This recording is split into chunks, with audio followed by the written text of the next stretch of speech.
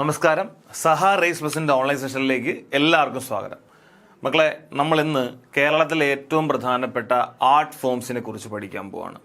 അപ്പോൾ കേരളത്തിലെ പ്രധാനപ്പെട്ട കലാരൂപങ്ങളെ കുറിച്ചാണ്. നമ്മൾ വെറുതെ പഠിക്കുന്നതല്ല, സമഗ്രമായി പഠിക്കുകയാണ് ചെയ്യുന്നത്. അപ്പോൾ എല്ലാവരെയും ക്ലാസ്സിലേക്ക് സ്വാഗതം ചെയ്യുന്നു. ക്ലാസ്സിലേക്ക് പോവാണ്. നമ്മൾ എല്ലാ ക്ലാസ്സിലും ചെയ്യുന്നത് പോലെ പ്രധാനമായിട്ട് നമ്മൾ പ്രീവിയസ് ചോദ്യങ്ങൾ പറയാണ്. ഇതിൻ്റെ ആൻസേഴ്സൊക്കെ നമുക്ക് പിന്നീട് വർക്കൗട്ട് ചെയ്യാം. തൽക്കാലം നിങ്ങൾ ക്വസ്റ്റ്യൻ കേൾക്കുക. ആ ക്വസ്റ്റ്യൻ കേട്ടെ, രാമായണം ആട്ടക്കഥ രചിച്ചത് ആരാണ് എന്നുള്ളതാണ്. 4 ഓപ്ഷൻ ഉണ്ട്. ഉണ്ണായി വാര്യർ, കോട്ടയത്ത് തമ്പുരാൻ, കൊട്ടാരക്കര തമ്പുരാൻ, ധർമ്മരാജ. ഇങ്ങനെ 4 ഓപ്ഷനാണ് ഉള്ളത്. നമുക്ക് ആട്ടക്കഥകൾ എന്താണ് എന്നുള്ളതാണ് നമുക്ക് ആദ്യം അറിയേണ്ടത്. ആട്ടക്കഥ എന്താണ്, എല്ലാ കാര്യങ്ങളും സമഗ്രമായി നമ്മുടെ ക്ലാസ്സിൽ പറയുന്നുണ്ട്.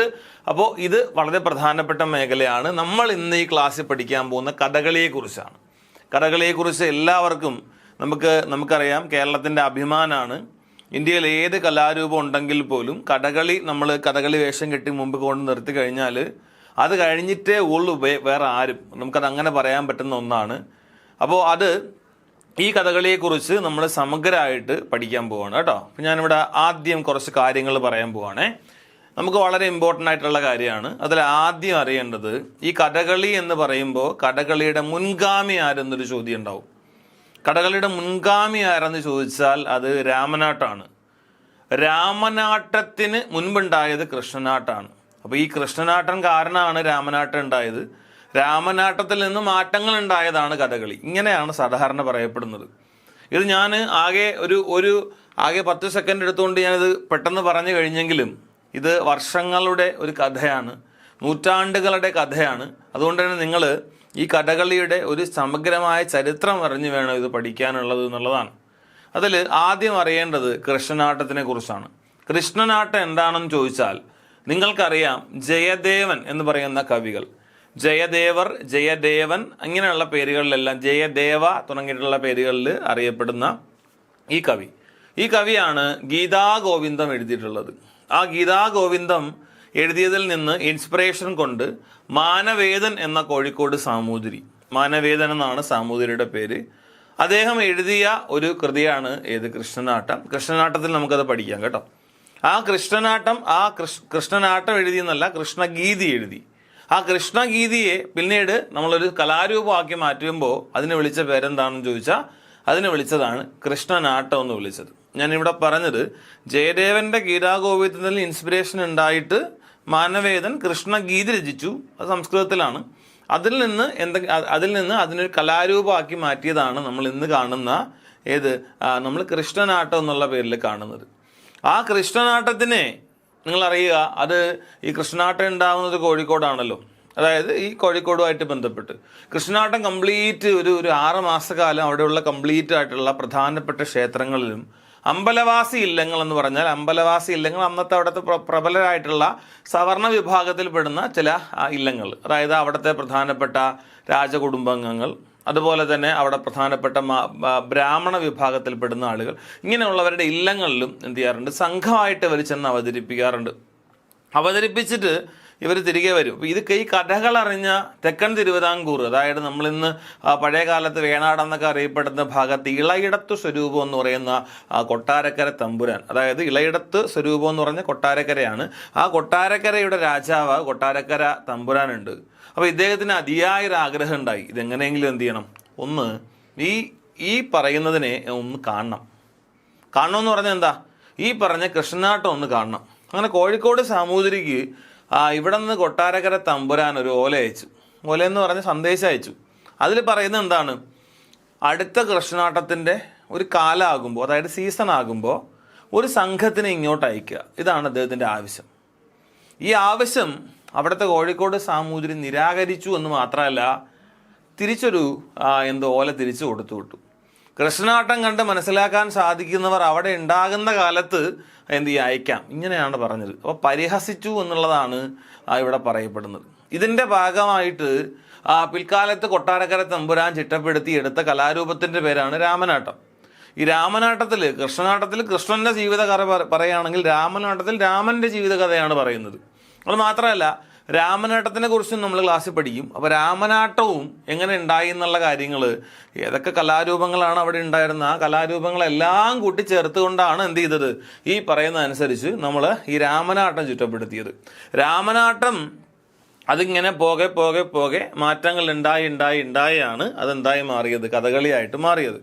ഞാൻ എന്തിനാണ് ഇത്രയും കാര്യങ്ങൾ പറഞ്ഞതെന്ന് ചോദിച്ചാൽ, മക്കളെ നമ്മൾ സ്റ്റേറ്റ്മെൻറ്റ് പഠിക്കുമ്പോൾ ശ്രദ്ധിച്ച് കേൾക്കണം. സ്റ്റേറ്റ്മെൻറ്റ് നമ്മൾ ചോദ്യങ്ങൾ പഠിക്കുകയാണെങ്കിൽ, അല്ലെങ്കിൽ നമ്മൾ അതിനുവേണ്ടി പ്രിപ്പയർ ചെയ്യുമ്പോൾ നമ്മൾ ഈ കഥ അറിഞ്ഞു കഴിഞ്ഞാൽ, കോണ്ടന്റ് അറിഞ്ഞു കഴിഞ്ഞാൽ നമുക്ക് പല ചോദ്യങ്ങളുടെയും പല സ്റ്റേറ്റ്മെൻറ്റ് ശരിയാണോ തെറ്റാണോ എന്ന് നമുക്ക് അറിയാൻ പറ്റും. അതിനു വേണ്ടിയിട്ടാണ് ഈ കാര്യങ്ങൾ ആദ്യമേ പറഞ്ഞത്. ഇനി നമുക്ക് കഥകളിയെക്കുറിച്ച് പറയാം. പറയുന്നതിനിടയ്ക്ക് വെച്ച് കുറേ കാര്യങ്ങൾ നമുക്ക് ഇങ്ങനെയുള്ള കാര്യങ്ങൾ കുറച്ചുകൂടെ എക്സ്പ്ലെയിൻ ചെയ്യാനുണ്ടാവും. എല്ലാ കാര്യങ്ങളും ഇതിനകത്ത് വരുന്നുണ്ട്, ശ്രദ്ധിച്ചിരിക്കാം. ഓക്കെ അല്ലേ? നോക്കിക്കോണേ.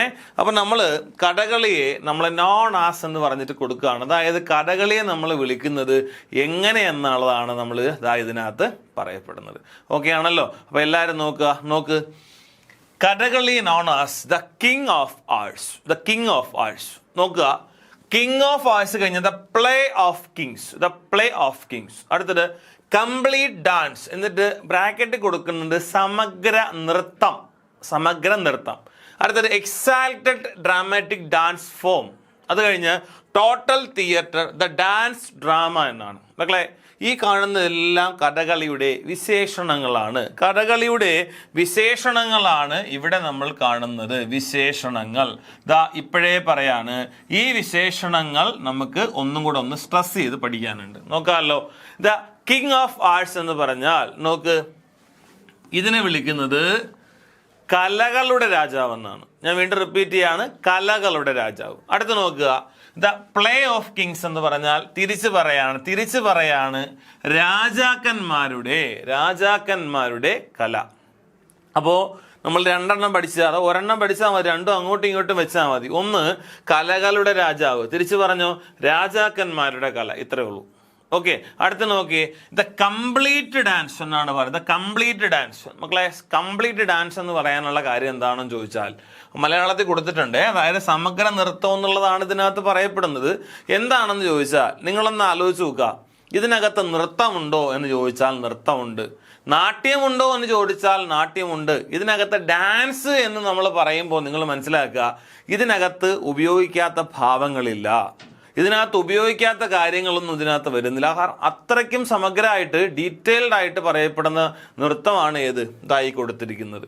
അടുത്തത് എക്സാൽറ്റഡ് ഡ്രാമാറ്റിക് ഡാൻസ് ഫോം എന്ന് പറഞ്ഞു കഴിഞ്ഞാൽ ഇത് ശരിക്കും പറഞ്ഞു കഴിഞ്ഞാൽ ഒരു കലാരൂപത്തിൽ നിന്ന് ഉണ്ടായിട്ടുള്ള, അതായത് ഒരു ഉയർന്നു വന്നൊരു കലാരൂപം തന്നെയാണ് നമ്മൾ ഈ കാണുന്ന എക്സാൽറ്റഡ് ഡ്രാമാറ്റിക് ഡാൻസ് ഫോം എന്ന് കൊടുത്തിരിക്കുന്നത്. അടുത്തത് ടോട്ടൽ തിയേറ്റർ എന്നാണ്. ടോട്ടൽ തിയേറ്റർ എന്ന് പറഞ്ഞു കഴിഞ്ഞാൽ ഇതാ കേൾക്കുക, ടോട്ടൽ തിയേറ്റർ ഇതാണ് പ്രധാനമായിട്ടും നമ്മൾ മനസ്സിലാക്കേണ്ട ഒരു സംഗതി. അതായത് ടോട്ടൽ എന്ന് പറഞ്ഞാൽ ഇത് നമ്മൾ പറഞ്ഞു, അതായത് കംപ്ലീറ്റ് തിയേറ്റർ എന്നാണ് ഇവിടെ പറഞ്ഞിരിക്കുന്നത്. കഥകളി കണ്ടിട്ടുള്ളവരായിരിക്കുമല്ലോ നിങ്ങൾ. കണ്ടിട്ടില്ലാത്തവരാരെങ്കിലും ഉണ്ടെങ്കിൽ നിങ്ങളോട് പറയാണ്, മക്കളെ ശ്രദ്ധിക്കുക, ഒരു കഥകളി നടക്കുന്നത് ഒരു വലിയ വിളക്ക് കത്തിച്ച് വെച്ചിട്ടുണ്ടാവും. ആ വിളക്കിനെ നമ്മൾ വിളിക്കുന്നത് ആട്ടവിളക്ക് എന്നുള്ളതാണ്. അത് പറയുന്നത് കഴിഞ്ഞാൽ പിന്നെ കഥകളി വേഷം കെട്ടിയവരാണ് ഇതിനകത്ത് വന്ന് നിൽക്കുന്നത്. അവർ നൃത്തം ചെയ്യില്ലേ? നൃത്തം ചെയ്യും അല്ലേ? അവർ അഭിനയിക്കില്ലേ? അഭിനയിക്കും. അവരുടെ നിങ്ങൾ ആ കാണുന്ന ആഹാര്യം എന്ന് പറഞ്ഞാൽ അവർ ഉപയോഗിച്ചിരിക്കുന്ന ആഭരണങ്ങൾ, ആ പറയുന്ന ഉടുത്തുകെട്ട്, അങ്ങനെയാണ് ആ കോസ്റ്റ്യൂമിനെ വിളിക്കുന്നത്, ആ ചമയങ്ങൾ. പിന്നെ അതിൻ്റെ പുറകിലാണെങ്കിലോ നിങ്ങൾ ആലോചിച്ച് നോക്കുക, ഒരു സൈഡിലാണെങ്കിൽ വാദ്യങ്ങൾ, ചെണ്ട ഉണ്ടാകും, മദ്ദള ഉണ്ടാകും, അങ്ങനെയുള്ള കാര്യങ്ങൾ അതിനകത്തുണ്ടാവും, ചേങ്ങലയിലത്താളൊക്കെ ഉണ്ടാവും. ഒരു സൈഡിലാണെങ്കിൽ രണ്ടുപേര് പാടുന്നുണ്ടാവും. ആ പാടുന്ന പ്രധാനപ്പെട്ട പാട്ടുകാരനെ നമ്മൾ പൊന്നാനി എന്ന് വിളിക്കും. തൊട്ട് താഴെ, അതായത് അതിന് താഴെയുള്ള ആളിനെ സിങ്കിടി എന്ന് വിളിക്കും. ഒരു സെക്കൻഡ് ഒരാൾ നിൽപ്പുണ്ടാവും, സഹായി, ആളിനെ നമ്മൾ സിങ്കിടി എന്ന് വിളിക്കും. നിങ്ങൾ ആലോചിച്ച് നോക്കി, ഇതെല്ലാം കൂടെ ചേർന്ന് നമ്മൾ ഇങ്ങനെ കാണുകയാണ്. ഇതുകൊണ്ടാണ് ഇതിനെ വിളിക്കുന്നത് ടോട്ടൽ തിയേറ്റർ എന്ന് വിളിക്കുന്നത്. ക്ലിയർ ആണല്ലോ? Total theatre. ഇനി അടുത്തതാ പറയണ ഡാൻസ് ഡ്രാമ എന്ന് പറഞ്ഞു കഴിഞ്ഞാൽ, ഡാൻസ് ഡ്രാമ എന്ന് പറഞ്ഞാൽ ഡാൻസ് പ്ലസ് ഡ്രാമ എന്ന് തന്നെയാണ്.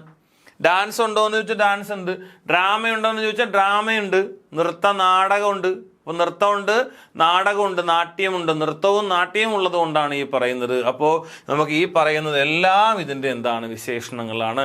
അപ്പോൾ കിങ് ഓഫ് ആർട്സ് എന്താണെന്നറിയാം, പ്ലേ ഓഫ് കിങ്സ് എന്താണെന്നറിയാം, കംപ്ലീറ്റ് ഡാൻസ് എന്താണെന്നറിയാം, ഒരു എക്സാൽറ്റഡ് ഡ്രാമാറ്റിക് ഡാൻസ് ഫോം ആണെന്നറിയാം, ടോട്ടൽ തിയേറ്റർ ആണെന്നറിയാം, ദ ഡാൻസ് ഡ്രാമയാണെന്നറിയാം. ഇതെല്ലാം ആരെക്കുറിച്ചാണ്? കഥകളിയെക്കുറിച്ചാണ്. പ്രധാന വിശേഷണങ്ങളാണ് ഇതിൽ പലതും എന്താണ്, അതായത് പലതും എന്ന് വെച്ചാൽ ഭൂരിഭാഗവും പ്രീവിയസ് ചോദ്യങ്ങളാണെന്നുള്ളത് ഓർമ്മിപ്പിക്കുകയാണ് വിശേഷണങ്ങൾ. നെക്സ്റ്റ് ഇതാ നോക്കുക, മാർഗി. നമുക്ക് വളരെ പ്രധാനപ്പെട്ട ഒന്നാണ് ഏത്? മാർഗി. ഈ മാർഗി എന്ന് പറഞ്ഞു കഴിഞ്ഞാൽ ഇത് വളരെ പ്രധാനപ്പെട്ട ഒരു ഓർഗനൈസേഷനാണ്, ഇതൊരു സ്ഥാപനമാണ്, ഇതൊരു സംഘടനയാണ് എന്നൊക്കെ നമുക്ക് വേണമെങ്കിൽ പറയാം. ഇത് ഓർഗനൈസേഷനാണ്. ഇത് എന്തിനു വേണ്ടിയിട്ടാണെന്ന് ചോദിച്ചാൽ ഇത് രണ്ട് പ്രധാനപ്പെട്ട കലാരൂപങ്ങളെ, ആ രണ്ട് കലാരൂപങ്ങളെ നമ്മൾ വിളിക്കുന്ന കഥകളിയും കൂടിയാട്ടം, ഈ രണ്ട് കലാരൂപങ്ങളെ പ്രോത്സാഹിപ്പിക്കാൻ വേണ്ടിയിട്ട്, പ്രൊമോട്ട് ചെയ്യാൻ വേണ്ടിയിട്ട് രൂപീകരിക്കപ്പെട്ട ഓർഗനൈസേഷന്റെ പേര് മാർഗി എന്നാണ് എന്നുള്ളത് വ്യക്തമായിട്ട് അറിയുക. മാർഗി മറന്നു പോരുത്, വളരെ പ്രധാനപ്പെട്ട ഒന്നാണ്. അടുത്ത് നോക്കുക, total number of mudras. Total number of mudras hand gestures എന്ന് കൊടുത്തിട്ടുണ്ട്. കഥകളി 24 എന്ന് കൊടുക്കുകയാണ്. ഇവിടെ പറഞ്ഞിരിക്കുന്നത് കഥകളിയിലെ ആകെ മുദ്രകളുടെ എണ്ണം എത്ര എന്നുള്ളതാണ്. ആ മുദ്രകളുടെ എണ്ണം എത്രയാണെന്ന് ചോദിച്ചാൽ എത്രയാണ്? 24 എണ്ണമാണ്. മക്കളെ എത്ര? 24 എണ്ണമാണ്. എല്ലാവരും കേൾക്കുക. കഥകളി ഉണ്ടാവുന്ന കാലത്ത്, അതായത് രാമനാട്ടം ഉണ്ടാവുന്ന കാലത്ത് ഇത്രയും മുദ്രകൾ ഉണ്ടായിരുന്നില്ല എന്നുള്ളതാണ് സത്യാവസ്ഥ. പിൽക്കാലത്താണ് എന്ത് ചെയ്യുന്നത്? കഥകളിയായിട്ട് മാറുന്ന സമയത്താണ് അതിലേക്ക് എന്ത് വരുന്നത്? ഇങ്ങനെയുള്ളൊരു കാര്യം ആഡായി വരുന്നത്. ആഡായി വരുന്നത് എന്താണെന്ന് ചോദിച്ചാൽ നിങ്ങൾ മനസ്സിലാക്കുക, ഈ 24 മുദ്രകൾ എന്ന് നിങ്ങൾ ഒരു PSC പരീക്ഷയിൽ എവിടെ കേട്ടാലും അപ്പോഴേ ഓർമ്മിക്കണം, 24 മുദ്രകൾ നമ്മൾ മോഹിനിയാട്ടത്തിൽ ഉപയോഗിക്കും, അതേപോലെ കഥകളിയിൽ ഉപയോഗിക്കും, കൂടിയാട്ടത്തിൽ നമ്മൾ ഉപയോഗിക്കും. ഇതെല്ലാം 24 മുദ്രകളാണ്. 24ന്റെ കണക്ക് കേട്ടാൽ പിന്നെ വേറെ ഒന്നും അന്വേഷിക്കാൻ പോകരുത്, കേട്ടോളണം. 24 മുദ്രകൾ ഉൾപ്പെടുന്ന പുസ്തകത്തിന്റെ പേര് ഹസ്തലക്ഷണ ദ്വീപിക എന്നാണ്. 1 മാർക്കിന്റെ പ്രീവിയസ് ചോദ്യമാണ് ഹസ്തലക്ഷണ ദ്വീപിക. എന്താ പേര്? ഹസ്തലക്ഷണ ദ്വീപിക. പറഞ്ഞേ, ഹസ്തലക്ഷണ ദ്വീപിക. മക്കളെ ഇത് എഴുതിയ ആളിന്റെ പേരുടെ കേട്ടോ, കടത്തനാട്ട് ഉദയവർമ്മ തമ്പുരാൻ. എന്താണ്? കടത്തനാട്ട് ഉദയവർമ്മ തമ്പുരാൻ. മറന്നു പോരുതേ ആളിന്റെ പേര്. അപ്പൊ ഒന്ന് പറഞ്ഞേ, കഥകളിലാകെ എത്ര മുദ്രയുണ്ട്? 24. അതിനെക്കുറിച്ച് പരാമർശിക്കുന്ന ഗ്രന്ഥത്തിന്റെ പേരെന്താണ്? ഹസ്തലക്ഷണ ദ്വീപിക എന്നാണ്. എഴുതിയ ആളിന്റെ പേര് പറ, കടത്തനാട്ട് ഉദയവർമ്മ തമ്പുരാൻ. മക്കളെ ശ്രദ്ധിച്ച് കേട്ടോളണം, 24 മുദ്രകളാണ്. ആ 24 മുദ്രകൾ ഉപയോഗിച്ച് എത്ര ഐഡിയ കൺവേ ചെയ്യാന്നറിയാമോ? ആ ഐഡിയ കൺവേ ചെയ്യാൻ പറ്റുന്നത് 1000-ലധികമാണ്. 1000-ലധികം ഐഡിയാസ് നമുക്ക് ഈ 24 മുദ്രകൾ വെച്ച് എന്ത് ചെയ്യാൻ പറ്റും? കൺവേ ചെയ്യാൻ പറ്റും. മാറിപ്പോവരുത്, മറന്നും പോകരുത് കേട്ടോ, വളരെ പ്രധാനമാണ്. അടുത്തത് head quarters of the international Kathakali centre എന്ന് ഇവിടെ പറഞ്ഞിരിക്കുകയാണ്. നോക്കുക, അന്താരാഷ്ട്ര കഥകളി കേന്ദ്രം. അന്താരാഷ്ട്ര കഥകളി കേന്ദ്രം ഇത് പ്രീവിയസ് ചോദ്യമാണ്. അന്താരാഷ്ട്ര കഥകളി കേന്ദ്രം ഏത് സ്ഥലത്താണ് സ്ഥിതി ചെയ്യുന്നത്? ഇതിന്റെ ആസ്ഥാനം എവിടെയാണ്? ആസ്ഥാനം എവിടെയാണെന്ന് ചോദിച്ചാൽ ആൻസർ എവിടെയാണ്? ന്യൂഡൽഹി ആണ് എന്നുള്ളത് മറന്നു പോരുത്, ന്യൂഡൽഹി ആണ്. അടുത്ത് കേൾക്കുക, കൊട്ടാരക്കര തമ്പുരാൻ മെമ്മോറിയൽ കഥകളി സെന്റർ എവിടെയാണ് എന്നുള്ളതാണ്. കൊട്ടാരക്കര തമ്പുരാന്റെ പേരിലുള്ള സ്മാരകം ഏത്? കഥകളി സ്മാരകം ഏത് എന്ന് ചോദിച്ചാൽ അത് എവിടെ സ്ഥിതി ചെയ്യുന്നു? അത് കൊല്ലത്ത് സ്ഥിതി ചെയ്യാണ്. കൊട്ടാരക്കര കൊല്ലത്താണെന്നുള്ളത് അറിയാമല്ലോ. അത് മാത്രമല്ല, ആ കൊല്ലത്ത് തന്നെയാണ് ഏതുള്ളത്? കൊട്ടാരക്കര തമ്പുരാന്റെ പേരിൽ ഒരു കഥകളി സ്മാരകം ഉള്ളത് എന്നുള്ളത് അറിഞ്ഞിരിക്കുക. ശ്രദ്ധിച്ചു കേൾക്കുക. ഈ പറഞ്ഞിരിക്കുന്ന ഭാഗത്ത് മാർഗി നമ്മൾ ക്ലാസ്സിൽ പറഞ്ഞു. അതുപോലെ കഥകളി മുദ്രകൾ എത്ര ഉണ്ടെന്ന് ചോദിച്ചാൽ 24 എണ്ണം. ഹസ്തലക്ഷണ ദീപിക എഴുതിയ ആളിന്റെ പേര് കടത്തനാട്ട് ഉദയവർമ്മ തമ്പുരാൻ. 1000-ലധികം ഐഡിയാസ് കൺവേ ചെയ്യാൻ പറ്റും 24 മുദ്രകൾ ഉപയോഗിച്ച്. Headquarters of international Kathakali centre ന്യൂഡൽഹിയിലാണെന്നും കൊട്ടാരക്കര തമ്പുരാന്റെ പേരിൽ കഥകളി സ്മാരക കേന്ദ്രം ഉള്ളത് എവിടെയാണെന്ന് ചോദിച്ചാൽ കൊല്ലത്താണെന്നും നമ്മൾ ക്ലാസ്സിൽ പഠിച്ചതാണ്. മക്കളെ കേൾക്കുക, Kathakali evolved as development of Krishnanattam and Ramanattam എന്ന് പറഞ്ഞാൽ കഥകളി ഉണ്ടാവാൻ കാരണമായിട്ടുള്ള രണ്ട് കലാരൂപങ്ങളുടെ പേര് ഒന്ന് കൃഷ്ണനാട്ടവും മറ്റൊന്ന് രാമനാട്ടവുമാണ്. ഞാൻ നിങ്ങളോട് ഓൾറെഡി ഈ രണ്ട് കാര്യങ്ങൾ പറഞ്ഞിട്ടുണ്ട്. കൃഷ്ണനാട്ടം എന്ന് പറഞ്ഞാൽ ആ കൃഷ്ണനാട്ടത്തിന്റെ ഉപജ്ഞാതാവ് ആരാണെന്ന് ചോദിച്ചാൽ മറന്നുകൊണ്ട കൃഷ്ണനാട്ടത്തിന്റെ ഉപജ്ഞാതാവ് മാനവേദനാണ്. എന്നാൽ രാമനാട്ടത്തിന്റെ ഉപജ്ഞാതാവ് ആരാണ്? കൊട്ടാരക്കര തമ്പുരാനാണ്. മാറിപ്പോവരുത്, കൊട്ടാരക്കര തമ്പുരാനാണ് എന്നുള്ളത് അറിഞ്ഞിരിക്കുക. അടുത്തത് ഇതാ ഇവിടെ പറയുന്നുണ്ട്, creator of Krishnanattam king Manaveda എന്ന് പറഞ്ഞാൽ എന്താ? മാനവേദൻ സാമൂതിരിയാണ് കൃഷ്ണനാട്ടത്തിന്റെ ഉപജ്ഞാതാവ്. അടുത്തത് ഹി ആൾസോ ഓർഡേഡ് കൃഷ്ണഗീതി എന്നും പറയുന്നുണ്ട്. കൃഷ്ണഗീതി എന്ന് പറഞ്ഞു കഴിഞ്ഞാൽ ഞാൻ നിങ്ങളോട് ഇൻട്രൊഡക്ഷനിൽ പറഞ്ഞതാണ്. കൃഷ്ണഗീതി എന്നുള്ളത് ശരിക്കും പറഞ്ഞാൽ അത് ഉണ്ടാവാനുള്ള കാരണം കൂടി പറഞ്ഞു തരാം. അതായത് ഈ മാനവേദൻ ഗുരുവായൂരപ്പന്റെ വലിയൊരു ഭക്തനാണ്. അന്ന് ശരിക്കും ഗുരുവായൂർ ക്ഷേത്രത്തിന്റെ കംപ്ലീറ്റ് നടത്തിപ്പുകൾ അന്ന് ഈ പറയുന്ന കോഴിക്കോട് സാമൂതിരിമാരുടെ ഫാമിലിക്കാണ്. അപ്പൊ ആ സമയത്ത് അവിടെ ഈ പറയുന്ന അനുസരിച്ച് അതായത് അന്ന് ശ്രീകൃഷ്ണനെ കാണാനും കഴിയുന്ന ആളുകൾ ഉണ്ടെന്നൊക്കെയാണ് അവിടെ പറയുന്നത്. അതായത് ദൈവത്തിനെ കാണാൻ പറ്റും. അതായത് ഗുരുവായൂരപ്പന്റെ ആ കുഞ്ഞു രൂപത്തിനെയാണ് അവിടെ പലരും കണ്ടിട്ടുള്ളത് എന്നുള്ളതാണ്. പക്ഷെ ഒരു വിഷ്ണുവിന് കൊടുക്കുന്ന പൂജയാണ് അവിടെ കൊടുക്കാറുള്ളത്. ഞാൻ പറഞ്ഞത് ആ ഒരു സമയത്ത് എന്താണെങ്കിലും ഒരു പ്ലാവിൻ്റെ ചുവട്ടിലിരുന്ന് മണ്ണ് വാരി കളിക്കുന്ന ഗുരുവായൂരപ്പനെ ആര് കണ്ടു? മാനവേദൻ കണ്ടു എന്നുള്ളതാണ്. മാനവേദൻ ഈ ഗുരുവായൂരപ്പനെ കണ്ടിട്ട് ഓടി ചെന്ന് അടുത്തേക്ക് ചെന്ന് എടുക്കാൻ പോവാണ്. കാരണം ദൈവമാണ്, ഉണ്ണിക്കണ്ണനാണെന്നൊക്കെ പറഞ്ഞ് ഓടി ചെല്ലുകയാണ്. ചെന്നപ്പോൾ ഈ ഇദ്ദേഹത്തിൻ്റെ ഓടി വരവ് കണ്ടപ്പോൾ പുള്ളി അപ്രത്യക്ഷനായി എന്നുള്ളതാണ്. പക്ഷെ അദ്ദേഹത്തിൻ്റെ ഈ ഗുരുവായൂരപ്പൻ്റെ തലയിൽ ഒരു ചെറിയൊരു കെട്ട് കെട്ടിയിട്ട് അതിന് ഇങ്ങനെ എന്തുണ്ടായിരുന്നു? മയിൽപ്പീലി ഉണ്ടായിരുന്നു. ആ മയിൽപ്പീലിൽ ഒരു മയിൽപ്പീലി അവിടെ കിട്ടിയെന്നും ആ മയിൽപ്പീലി കിട്ടിയ സന്തോഷത്തിൽ, ഭഗവാനെ കണ്ട സന്തോഷത്തിൽ ഇദ്ദേഹം കൊട്ടാരത്തിലേക്ക് പോയിട്ട് ഈ കൃഷ്ണഗീതി എന്നുള്ള കൃതി എന്ത് ചെയ്യാണ്? അദ്ദേഹം രചിക്കുകയാണ് ചെയ്യുന്നത്. സമ്പൂർണ്ണ ജീവിത കഥയാണ്. ശ്രീകൃഷ്ണൻ ജനിച്ചത് മുതൽ അവതാരം എടുക്കുന്നത് മുതൽ അദ്ദേഹത്തിൻ്റെ ജീവിത അവസാനം സ്വർഗാരോഹണം വരെയുള്ള കഥയാണ് ഏതിൽ വന്നിട്ടുള്ളത്? ഈ കൃഷ്ണഗീതിയിൽ വന്നിട്ടുള്ളത്. ഈ കൃഷ്ണഗീതിയുടെ ഒരു നമ്മൾ വിഷ്വൽ റെപ്രസെൻറ്റേഷൻ എന്നൊക്കെ പറയുമല്ലോ, അതിനെ വിളിക്കുന്ന പേരാണ് ഏത്? കൃഷ്ണനാട്ടം എന്ന് വിളിക്കുന്നത്. ഞാൻ പറഞ്ഞതെന്ന് എന്താണെന്ന് മനസ്സിലാക്കണം കേട്ടോ. അടുത്ത നോക്കുക, ക്രിയേറ്റർ ഓഫ് രാമനാട്ടം കൊട്ടാരക്കര തമ്പുരാൻ. ഇത് ഞാൻ പറഞ്ഞല്ലോ. അതായത് ഇത് കൊട്ടാരക്കരയിലേക്ക് അയച്ചു കൊടുക്കാൻ കോഴിക്കോട് സാമൂതിരി വിസമ്മതിച്ചു. ആ വിസമ്മതിക്കുന്ന സമയത്ത് അന്ന് ഈ പറയുന്ന കൊട്ടാരക്കര തമ്പുരാൻ, നമ്മൾ ഇന്ന് കൊട്ടാരക്കര ഗണപതി ക്ഷേത്രം എന്ന് പറയുമല്ലോ, ശരിക്കും ശിവക്ഷേത്രമാണ്. അവിടെ ഒരു പ്രധാനപ്പെട്ട ഒരു പൂജ അല്ലെങ്കിൽ പ്രധാനപ്പെട്ട വ്യക്തി ആരാണ്, അല്ലെങ്കിൽ പൂജിക്കുന്നത് ശരിക്കും മകനായിട്ടുള്ള ശിവന്റെ മകനായിട്ടുള്ള ആരെയാണ്? ഗണപതിയാണ്. ആ ഗണപതി ക്ഷേത്രത്തിന്റെ ഫ്രണ്ടിൽ ഒരു വലിയ കുളമുണ്ട്, അത് ക്ഷേത്രക്കുളമാണ്.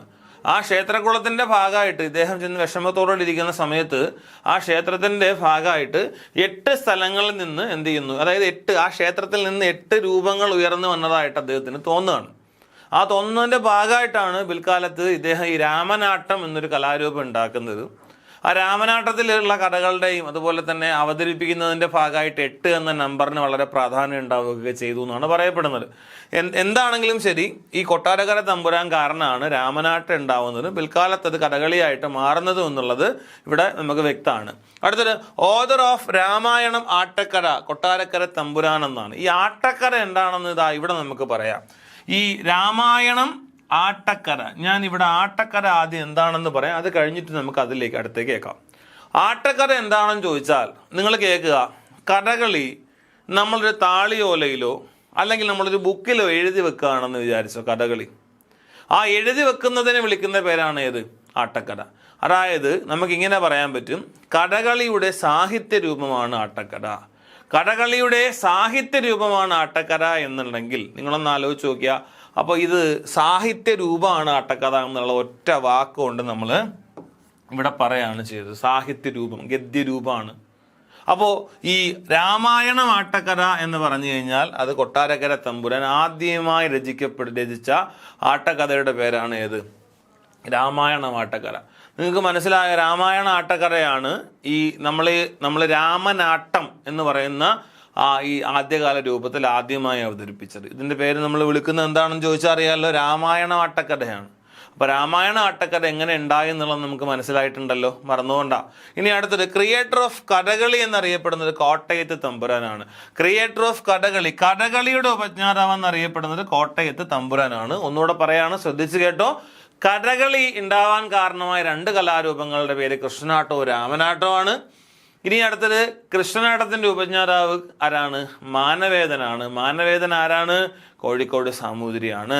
ഇദ്ദേഹത്തിന് നമ്മൾ പറയപ്പെടുന്ന മറ്റൊരു വളരെ പ്രധാനപ്പെട്ട പോയിന്റാണ് കൃഷ്ണഗീത രചിച്ചത് ആരാണ്? അദ്ദേഹമാണ്. രാമനാട്ടത്തിന്റെ ഉപജ്ഞാതാവ് കൊട്ടാരക്കര തമ്പുരാനാണ്. അടുത്തത് രാമായണമാട്ടക്കഥ കൊട്ടാരക്കര തമ്പുരാനാണ്. കഥകളി കോട്ടയത്ത് തമ്പുരാനാണ്. ഇത്രയും പ്രധാനപ്പെട്ട കാര്യങ്ങൾ എന്ത് ചെയ്യണം? നമ്മൾ പഠിക്കണം. അടുത്ത കേൾക്കുക, language of Krishnanattam. Language of Krishnanattam എന്ന് പറഞ്ഞാൽ ഒരു സംശയവും വേണ്ട, ലാംഗ്വേജ് ഏതാണ്? സംസ്കൃതമാണ്. കാരണം എന്താണെന്ന് ചോദിച്ചാൽ ഈ കൃഷ്ണഗീതിയുടെ മീഡിയം ഓഫ് ലാംഗ്വേജ്, കൃഷ്ണഗീതിയുടെ ഭാഷ ഏതാണ്? സംസ്കൃതമാണ്. അതൊരു കാവ്യമാണ്, കഥയുമല്ല കവിതയുമല്ല, ഇതൊരു കാവ്യമാണ് എന്നുള്ളത് അറിയാം. ആ കാവ്യത്തിൽ ഉൾപ്പെടുത്തിയിരിക്കുന്ന ശ്രീകൃഷ്ണന്റെ സമ്പൂർണ്ണ ജീവിതകഥയാണ്. അപ്പോൾ ഇതിൽ പറയപ്പെടുന്നത് സംസ്കൃത ഭാഷയാണ്. അപ്പോൾ കൃഷ്ണനാട്ടത്തിലെ ഭാഷ ഏതാണെന്ന് ചോദിച്ചാൽ ഏതാണ്? സംസ്കൃതമാണ്. എന്നാൽ രാമനാട്ടത്തിൽ നമ്മൾ ഉപയോഗിക്കുന്നത് മലയാളമാണ് എന്നുള്ളത് വളരെ പ്രധാനപ്പെട്ട ഒന്നാണ്. മലയാളമാണ്, പൂർണ്ണമായും മലയാളമല്ല എങ്കിലും പറയാം, പ്രധാനമായിട്ടും ഇതിന്റെ മേജർ പോർഷൻസ് നമ്മൾ പറയുന്നത് മലയാളമാണ് എന്നുള്ളത് വളരെ പ്രധാനപ്പെട്ട മറ്റൊന്നാണ്. അടുത്തത് ലിറ്റററി ഫോം ഓഫ് കഥകളി ആട്ടക്കഥ എന്ന് ഇവിടെ പറയുന്നുണ്ട്. അതായത് കഥകളിയുടെ സാഹിത്യ രൂപത്തിന് വിളിക്കുന്ന, ഗദ്യരൂപത്തിന് വിളിക്കുന്നത് എങ്ങനെയാണ്? ആട്ടക്കഥ എന്നുള്ള പേരിലാണ്. മറന്നുപോണ്ട, ഏത് പേരിലാണ്? ആട്ടക്കഥയാണ്. അപ്പൊ സംസ്കൃത ഭാഷയെ കുറിച്ചും മലയാള ഭാഷയെ കുറിച്ചും നമ്മൾ പറഞ്ഞ് അടുത്ത് കേൾക്കുക. Next, unlike Sanskrit dramas that followed Jayadeva's Gita Govinda, ആട്ടക്കഥ reflects unique vocabulary and musical tradition എന്ന് പറഞ്ഞാൽ ഇവിടെ നോക്കുക, ഇവിടെ പറയുന്ന അനുസരിച്ച് ജയദേവന്റെ ഗീതാഗോവിന്ദം വെച്ചിട്ടുള്ള അല്ലെങ്കിൽ സംസ്കൃത നാടകങ്ങളെ വെച്ച് നോക്കുമ്പോൾ ആട്ടക്കഥയിൽ ഉണ്ടാവുന്നത് unique vocabulary and musical tradition ആണ്. അതായത് വേറെ എങ്ങും നമ്മൾ കേട്ടിട്ടില്ലാത്ത തരം പ്രത്യേക തരത്തിലുള്ള അല്ലെങ്കിൽ യുണീക്കായിട്ടുള്ള ഒരു പദപ്രയോഗങ്ങൾ നമുക്കിവിടെ കാണാൻ പറ്റും. അതുപോലെ തന്നെ പ്രത്യേക രീതിയിലുള്ള പുതിയൊരു മ്യൂസിക്കൽ ട്രഡീഷൻ എന്ന് പറഞ്ഞാൽ ഒരു സംഗീത പാരമ്പര്യവും നമുക്കിവിടെ കാണാൻ പറ്റും, ആട്ടക്കഥകളിൽ കാണാൻ പറ്റും. അപ്പൊ നിങ്ങളൊന്ന് ആലോചിച്ച് നോക്കുക, നമ്മൾ കൃഷ്ണനാട്ടത്തിൽ കണ്ടുവരുന്നത് പോലെയല്ല ശരിക്കും പറഞ്ഞാൽ ഈ ആട്ടക്കഥകളിൽ. ഏത് ആട്ടക്കഥകൾ? രാമായണം അല്ലെങ്കിൽ രാമായണ ആട്ടക്കഥ അല്ലെങ്കിൽ രാമനാട്ടം എന്ന് നമ്മൾ പറയുന്നതിലോട്ട് വരുമ്പോൾ അതിനകത്ത് പുതിയ വാക്കുകൾ ഉണ്ടാവുന്നു, അതുപോലെ തന്നെ പുതിയ ഒരു സംഗീത സംസ്കാരം ഉണ്ടാവുന്നു, ഈ സംഗീത പാരമ്പര്യം ഉണ്ടാവുന്നു. ഇങ്ങനെയുള്ള കാര്യങ്ങൾ നമുക്ക് എവിടെ കാണാൻ പറ്റിയിട്ടുണ്ട്? നമുക്ക് ആട്ടക്കഥയിൽ കാണാൻ പറ്റിയിട്ടുണ്ട്. ഇനി അടുത്തതാ ഇവിടെ പറയുന്നുണ്ട് മേജർ കോൺട്രിബ്യൂട്ടേഴ്സ് ടു ആട്ടക്കഥ ആൻഡ് കഥകളി ലിറ്ററേച്ചർ എന്ന് പറയാണ്. അതായത് ആട്ടക്കഥയിലേക്കും അതുപോലെ കഥകളി സാഹിത്യത്തിലും പ്രധാനമായിട്ടും കോൺട്രിബ്യൂട്ട് ചെയ്ത, പ്രധാനമായിട്ടും മികച്ച സംഭാവനകൾ നൽകിയിട്ടുള്ളത് ആരൊക്കെയാണെന്നുള്ളതാണ് അടുത്ത് നമ്മൾ പറയുന്നത്. കേൾക്കുക, കോട്ടയത്ത് തമ്പുരാൻ, അടുത്ത പേര് ഉണ്ണായി വാര്യർ, അടുത്തത് ഇരയിമ്മൻ തമ്പി, അടുത്തത് വൈസാഗർ മൂസ്. മറന്നുകൊണ്ട, വൈസാഗർ മൂസ്. ഈ പേരുകൾ ഒരെണ്ണം പോലും മറക്കരുത്.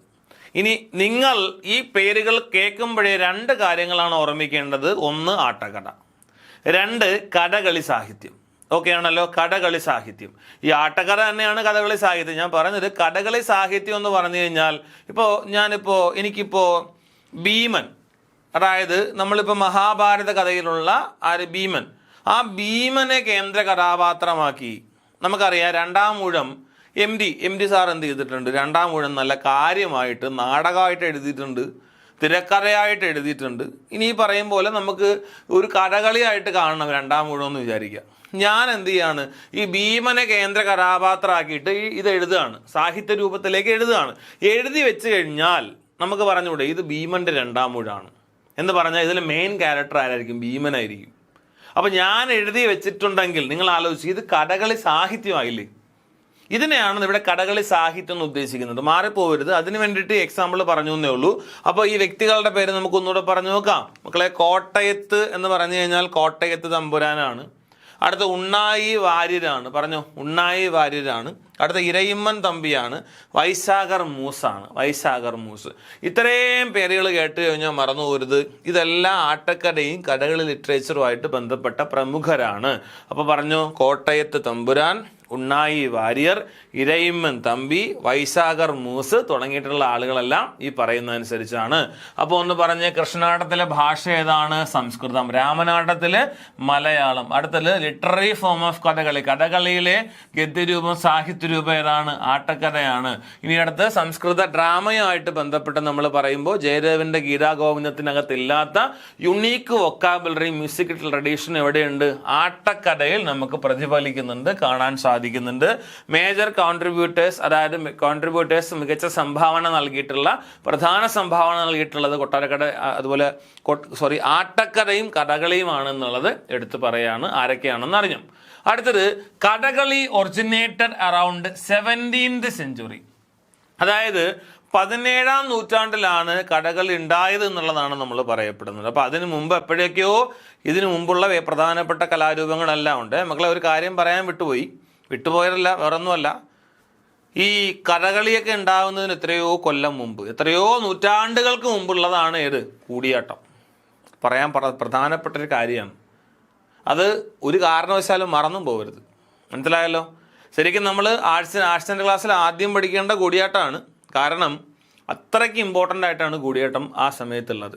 പക്ഷെ എല്ലാവർക്കും കാണാൻ പറ്റില്ല. കാരണം ഇത് നടക്കുന്നത് ക്ഷേത്രങ്ങളോട് ചേർന്നിരിക്കുന്ന കൂത്തമ്പലങ്ങളിലാണ്.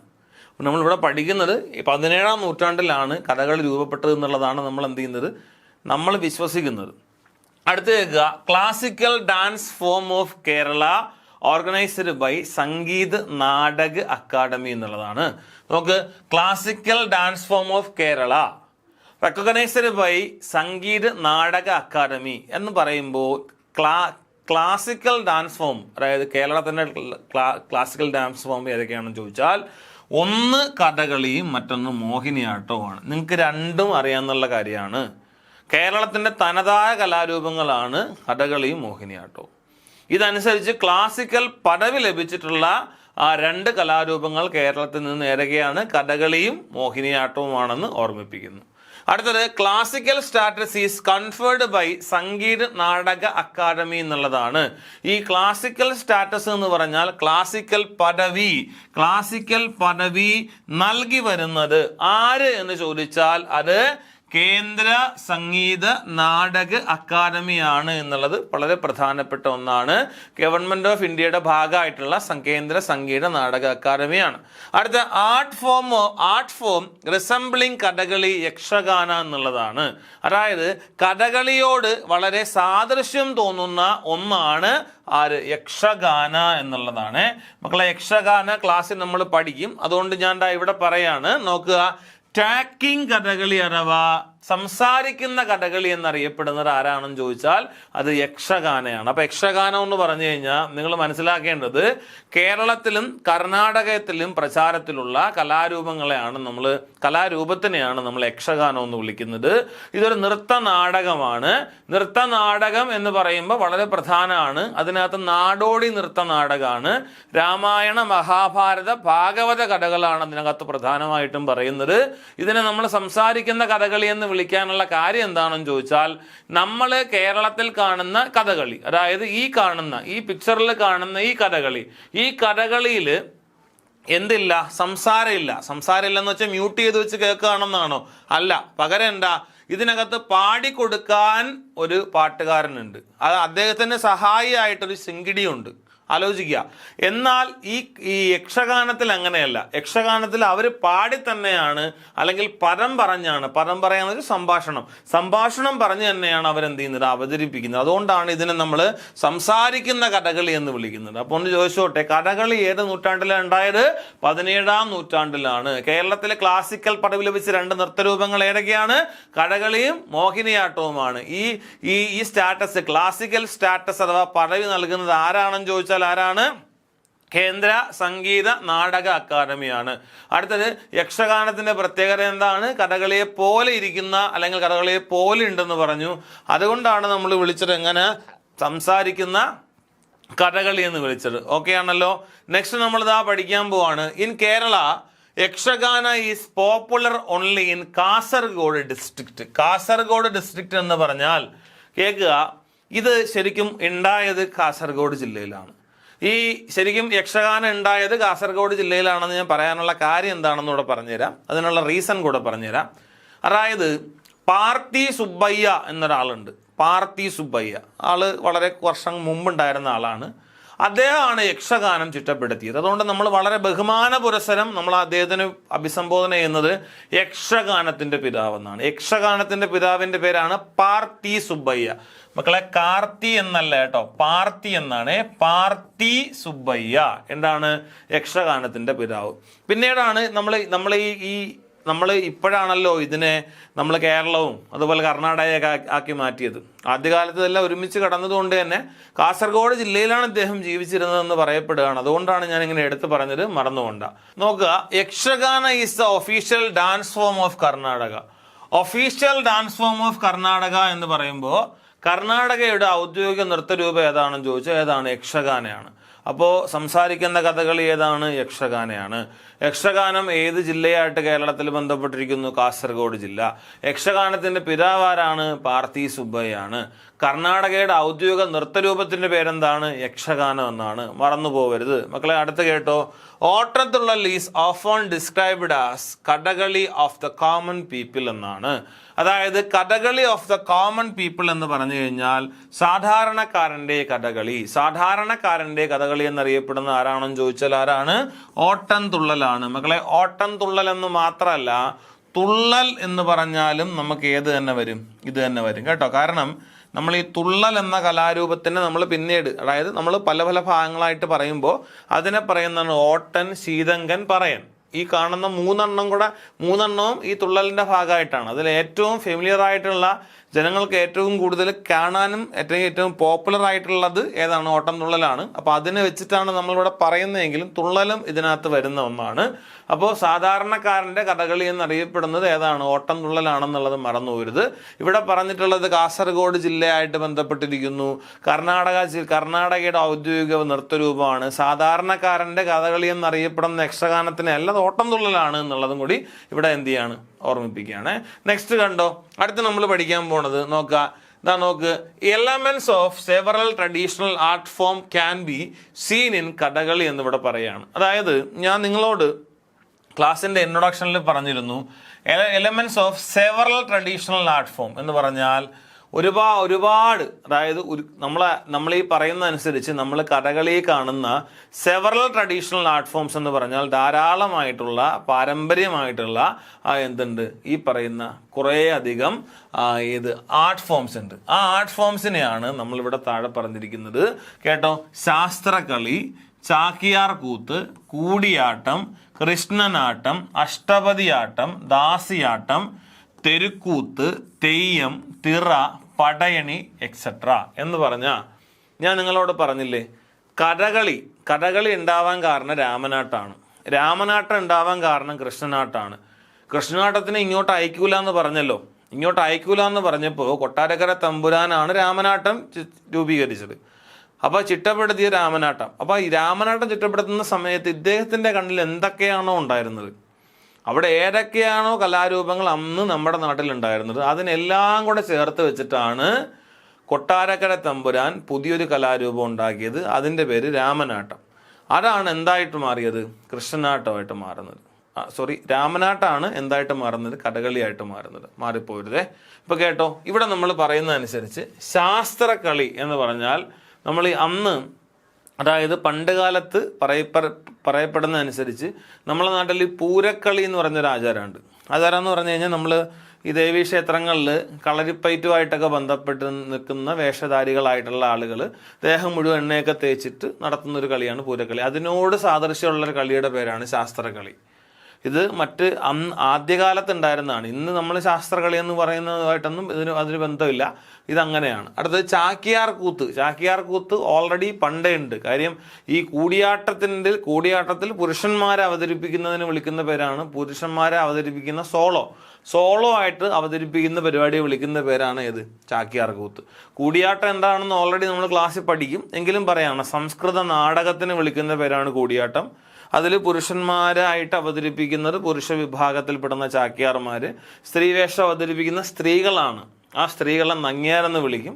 ഇനി മിഴാവ് കൊട്ടാൻ വേണ്ടിയിട്ട് ആരിരിക്കും? നമ്പ്യാരിരിക്കും. ഇതെല്ലാം കൂടെ ചേർന്നതാണ് കൂടിയാട്ടം. കൃഷ്ണനാട്ടം എന്താണെന്നുള്ളത് നമ്മൾ ക്ലാസ്സിൽ ഓൾറെഡി പറഞ്ഞതാണ്. കൃഷ്ണഗീതിയുടെ എക്സ്പ്ലനേഷനാണ്. അപ്പോൾ അത് കൃഷ്ണനാട്ടം തന്നെയാണ്. അഷ്ടപതി ആട്ടം എന്ന് പറഞ്ഞ് അഷ്ടപതി ആട്ടം എന്ന് പറയുന്നത് ശരിക്കും കൃഷ്ണനാട്ടത്തിനെ തന്നെ വിളിക്കുന്ന മറ്റൊരു പേരാണ് അഷ്ടപതി ആട്ടം കേട്ടോ. അടുത്തത് ദാസിയാട്ടം എന്നാണ്. ദാസിയാട്ടം എന്ന് പറഞ്ഞാൽ നമ്മളെ നാട്ടിൽ ഇന്ന് കാണുന്ന മോഹിനിയാട്ടം ഉണ്ടല്ലോ, ഈ മോഹിനിയാട്ടത്തിന് ആദ്യകാലത്ത് വിളിച്ചിരുന്ന പേര് ദാസിയാട്ടം എന്നാണ്. എന്നാൽ മറന്നു പോകരുത് മക്കളെ, പല ഭാഗത്തായിട്ട് ഈ ക്ലാസ് കേട്ടോണ്ട് നിൽക്കുന്ന ആളുകളെല്ലാവരും ഒന്ന് ഈ സ്ക്രീനിൻ്റെ അടുത്തേക്ക് വന്നേ. എല്ലാവരും വന്നിട്ടൊന്ന് ഞാൻ ഈ പറയുന്ന കാര്യം ശ്രദ്ധിച്ച് കേട്ടോ. ഈ ദാസിയാട്ടം കണ്ടല്ലോ, ഈ ദാസിയാട്ടത്തിൻ്റെ പ്രത്യേകതയാണ്. ദാസിയാട്ടം ഒന്ന് നമ്മൾ കേരളത്തിൽ വിളിച്ചിരുന്നത് മോഹിനിയാട്ടത്തിനെയാണ്. എന്നാൽ PSCയുടെ ഉത്തരസൂചികയിൽ ദാസിയാട്ടം എന്ന് പറയുകയാണെങ്കിൽ അത് പണ്ടത്തെ ഒരു കലാരൂപത്തിൽ അതിന് വിളിക്കുന്ന പേരാണ് ഏത്? ഭരതനാട്യം. മാറിപ്പോവരുത്. ഞാൻ വീണ്ടും പറയാണ്, ശരിക്കും നമ്മൾ മോഹിനിയാട്ടത്തിന് പഴയ പേര് ദാസിയാട്ടം എന്നാണ്. എന്നാൽ PSC പരീക്ഷയ്ക്ക് വരുമ്പോൾ അത് ഭരതനാട്യം എന്നാണ് PSC ഉത്തരസൂചിയായി കൊടുക്കാറുള്ളത്. അപ്പോൾ അതൊന്ന് എന്ത് ചെയ്യണം? വെച്ചിരിക്കുക കേട്ടോ. അടുത്ത പേരാണ് തെരുക്കൂത്ത്. തെരുക്കൂത്ത് എന്ന് പറഞ്ഞു കഴിഞ്ഞാൽ നമ്മളെ നാട്ടിൽ നടക്കുന്ന ഈ തെരുവ് നാടകങ്ങളുണ്ടല്ലോ, ആ തെരുവ് നാടകത്തിന് ആദ്യകാലത്ത് വിളിച്ചിരുന്ന പേര് തെരുക്കൂത്ത് എന്നാണ്. തെരുക്കൂത്ത് എന്ന് പറഞ്ഞാൽ കൂത്തം എന്ന് വെച്ചാൽ അവതരണം എന്നേ ഉള്ളൂ. തെരുവെന്ന് വെച്ചാൽ തെരുവിൽ അവതരിപ്പിക്കുന്നു, അതായത് ഒരു കവലയിൽ അവതരിപ്പിക്കുന്നു, അതാണ്. അടുത്ത കേൾക്കുക, തെയ്യം എന്താണെന്നറിയാം. തെയ്യം എന്ന് പറഞ്ഞു കഴിഞ്ഞാൽ നമുക്ക് 200-ലധികം വരുന്ന തെയ്യങ്ങൾ നമുക്ക് ഓൾറെഡി ഉണ്ട്. ഒരുപക്ഷെ അതിൽ കൂടുതൽ പണ്ട് കാലത്ത് ഉണ്ടായിരിക്കാം. ആ തെയ്യത്തിനെയാണ് ഇവിടെ പറഞ്ഞിരിക്കുന്നത്. തിറ എന്ന് പറഞ്ഞു കഴിഞ്ഞാലും തെയ്യത്തിനോട് സാദൃശ്യമുള്ള മറ്റൊരു കലാരൂപത്തിൻ്റെ പേരാണ് തിറ.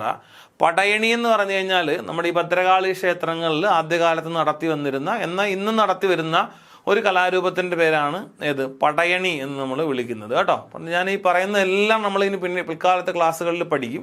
അപ്പോൾ ഇതെല്ലാം നിങ്ങളുടെ മനസ്സിലൊന്ന് വേണം. ശാസ്ത്രക്കളി, ചാക്യാർ കൂത്ത്, കൂടിയാട്ടം, കൃഷ്ണനാട്ടം, അഷ്ടപതിയാട്ടം, ദാസിയാട്ടം, തെരുക്കൂത്ത്, തെയ്യം, തിറ, പടയണി തുടങ്ങിയവ എല്ലാം നമുക്ക് രാമനാട്ടത്തിലും കാണാൻ പറ്റും, എവിടെയും കാണാൻ പറ്റും, കഥകളിയിലും കാണാൻ പറ്റും കേട്ടോ. അടുത്ത് നോക്കുക, the basic text of Kathakali Hastalakshana Deepika എന്ന് നമ്മൾ ഓൾറെഡി പറഞ്ഞിട്ടുണ്ട്. അതിന് അടിസ്ഥാനമായിട്ടുള്ള പുസ്തകത്തിന്റെ പേരാണ് ഏത്? ഹസ്തലക്ഷണ ദീപിക. ഹസ്തലക്ഷണ ദീപിക കടത്തനാട്ട് ഉദയവർമ്മനാണ്. ഉദയവർമ്മ തമ്പുരാൻ എന്നാണ് നമ്മൾ ശരിക്കും അദ്ദേഹത്തിനെ വിളിക്കുന്നത്. അതിനകത്ത് പറഞ്ഞ മുദ്രകളുടെ എണ്ണം എത്രയാണെന്ന് ഓൾറെഡി നമ്മൾ പറഞ്ഞിട്ടുണ്ട്. എത്രയാ? 24. ഐഡിയയെ കൺവേ ചെയ്യാൻ പറ്റുന്നത് ആകെ ഐഡിയാസിന്റെ എണ്ണം എത്ര? 1000-ലധികമാണ്. മോർ ദാൻ 1000 ആണ്. അടുത്ത് കേൾക്കുക, Kathakali music is based on Sopana Sangeetham എന്നുള്ളതാണ് ഇവിടെ പറയുന്നത്. മക്കളെ, സോപാന സംഗീതം എന്ന് പറഞ്ഞാൽ എന്താണെന്നുള്ളതാണ് അടുത്ത് നമ്മൾ അറിയേണ്ടത്. ശരിക്കും കഥകളി സംഗീതം എന്തിനെയാണ് ബേസ് ചെയ്തിരിക്കണമെന്ന് ചോദിച്ചാൽ അടിസ്ഥാനപ്പെടുത്തിയിരിക്കുന്നത് സോപാന സംഗീതത്തിനെയാണ്. സോപാന സംഗീതത്തിനൊരു ചോദ്യമുണ്ട്. ചോദ്യം the traditional music of Kerala എന്നാണ്. അതായത് ഇത് ചോദിക്കുന്നത് കേരളത്തിൻ്റെ തനത് സംഗീത സമ്പ്രദായം കേരളത്തിന്റെ തനത് സംഗീത സമ്പ്രദായം ഏതെന്ന് ചോദിച്ചാൽ ആൻസർ ഏതാണ്? സോപാന സംഗീതമാണ്. മാറിപ്പോവരുത്. കേരളത്തിന്റെ തനത് സംഗീത സമ്പ്രദായത്തിന്റെ പേരെന്താണ്? സോപാന സംഗീതം. ഈ സോപാന സംഗീതം എന്താണെന്ന് അറിയാമോ? അതുകൂടെ ഞാനൊന്ന് പറഞ്ഞുതരാം. അതായത് നമ്മൾ ഒരു സ്ഥലത്ത് എന്ന് പറഞ്ഞാൽ നമ്മളൊരു ക്ഷേത്രത്തിൽ നിൽക്കുകയാണ്. അപ്പോൾ ക്ഷേത്രം ആദ്യകാലങ്ങളിൽ എങ്ങനെയാണെന്ന് ചോദിച്ചാൽ ഒരു പ്രധാനപ്പെട്ട ക്ഷേത്രം ഉണ്ടാവും, 4 കെട്ടൊക്കെ ഉണ്ടാവും. 4 കെട്ടിനകത്തേക്ക് വരുമ്പോൾ നമ്മൾ പ്രധാനമായിട്ടും ആ വിഗ്രഹം ഇരിക്കുന്ന ക്ഷേത്രം, ആ ക്ഷേത്രത്തിൻ്റെ തൊട്ട് മുമ്പിലായിട്ട് ഒരു ചെറിയ പോർഷൻ ഉണ്ടാവും. ആ പോർഷൻ്റെ മുമ്പിലായിട്ട് അവിടെ ഒരു സോപാനം ഉണ്ടാവും. സോപാനം എന്ന് പറഞ്ഞു കഴിഞ്ഞാൽ നിങ്ങൾക്കത് മനസ്സിലാവും. അപ്പം നമ്മൾ വീടുകളിലൊക്കെ നമ്മളിങ്ങനെ അടുക്കി എന്ത് ചെയ്യാറുണ്ട്? നമ്മൾ ഇങ്ങനെ അതായത് നമ്മൾ കൈയൊക്കെ വെച്ചിരിക്കാൻ വേണ്ടിയിട്ട്, ഒന്ന് ചാരി ഇരിക്കാൻ വേണ്ടിയിട്ട് നമ്മൾ സോപാനം വെക്കുമല്ലോ. ശരിക്കും ആദ്യകാലത്ത് തടി വെച്ച് ഇത് ചെയ്യാൻ പറ്റും. കാരണം ആദ്യകാലത്ത് കോൺക്രീറ്റ് ഒന്നും ഉണ്ടായിരുന്നില്ലല്ലോ. അപ്പോൾ തടി വെച്ചിട്ട് നമ്മളിങ്ങനെ ഒരു കവറിങ് ഉണ്ടാകും. അപ്പോൾ ശരിക്കും ഒരു ക്ഷേത്രത്തിലെ ഒരു പൂജാരിക്ക് മാത്രമേ സോപാനത്തിനകത്ത് കയറി പിന്നെ കുറച്ച് നടന്നിട്ട് നേരെ എവിടെ പോകാൻ പറ്റുള്ളൂ? ശ്രീകോവിലിനകത്ത് കയറാൻ പറ്റുള്ളൂ. ഇതാണ് സോപാനം. ഈ സോപാനത്തിൻ്റെ മുമ്പിൽ നിന്ന് ഈ നമ്മൾ അവതരിപ്പിക്കുന്ന ഗാനത്തിന് വിളിക്കുന്ന പേരാണ് സോപാന സംഗീതം. ഈ സോപാന സംഗീതം എന്ന് പറഞ്ഞാൽ ശരിക്കും പറഞ്ഞാൽ ഗീതാഗോവിന്ദം ഉണ്ടല്ലോ, ആ ഗീതാഗോവിന്ദത്തിനെ മലയാളത്തിലാക്കിയിട്ട് ആ മലയാളത്തിലാക്കിയതിന് നമ്മൾ ഒന്നുകിൽ നമ്മൾ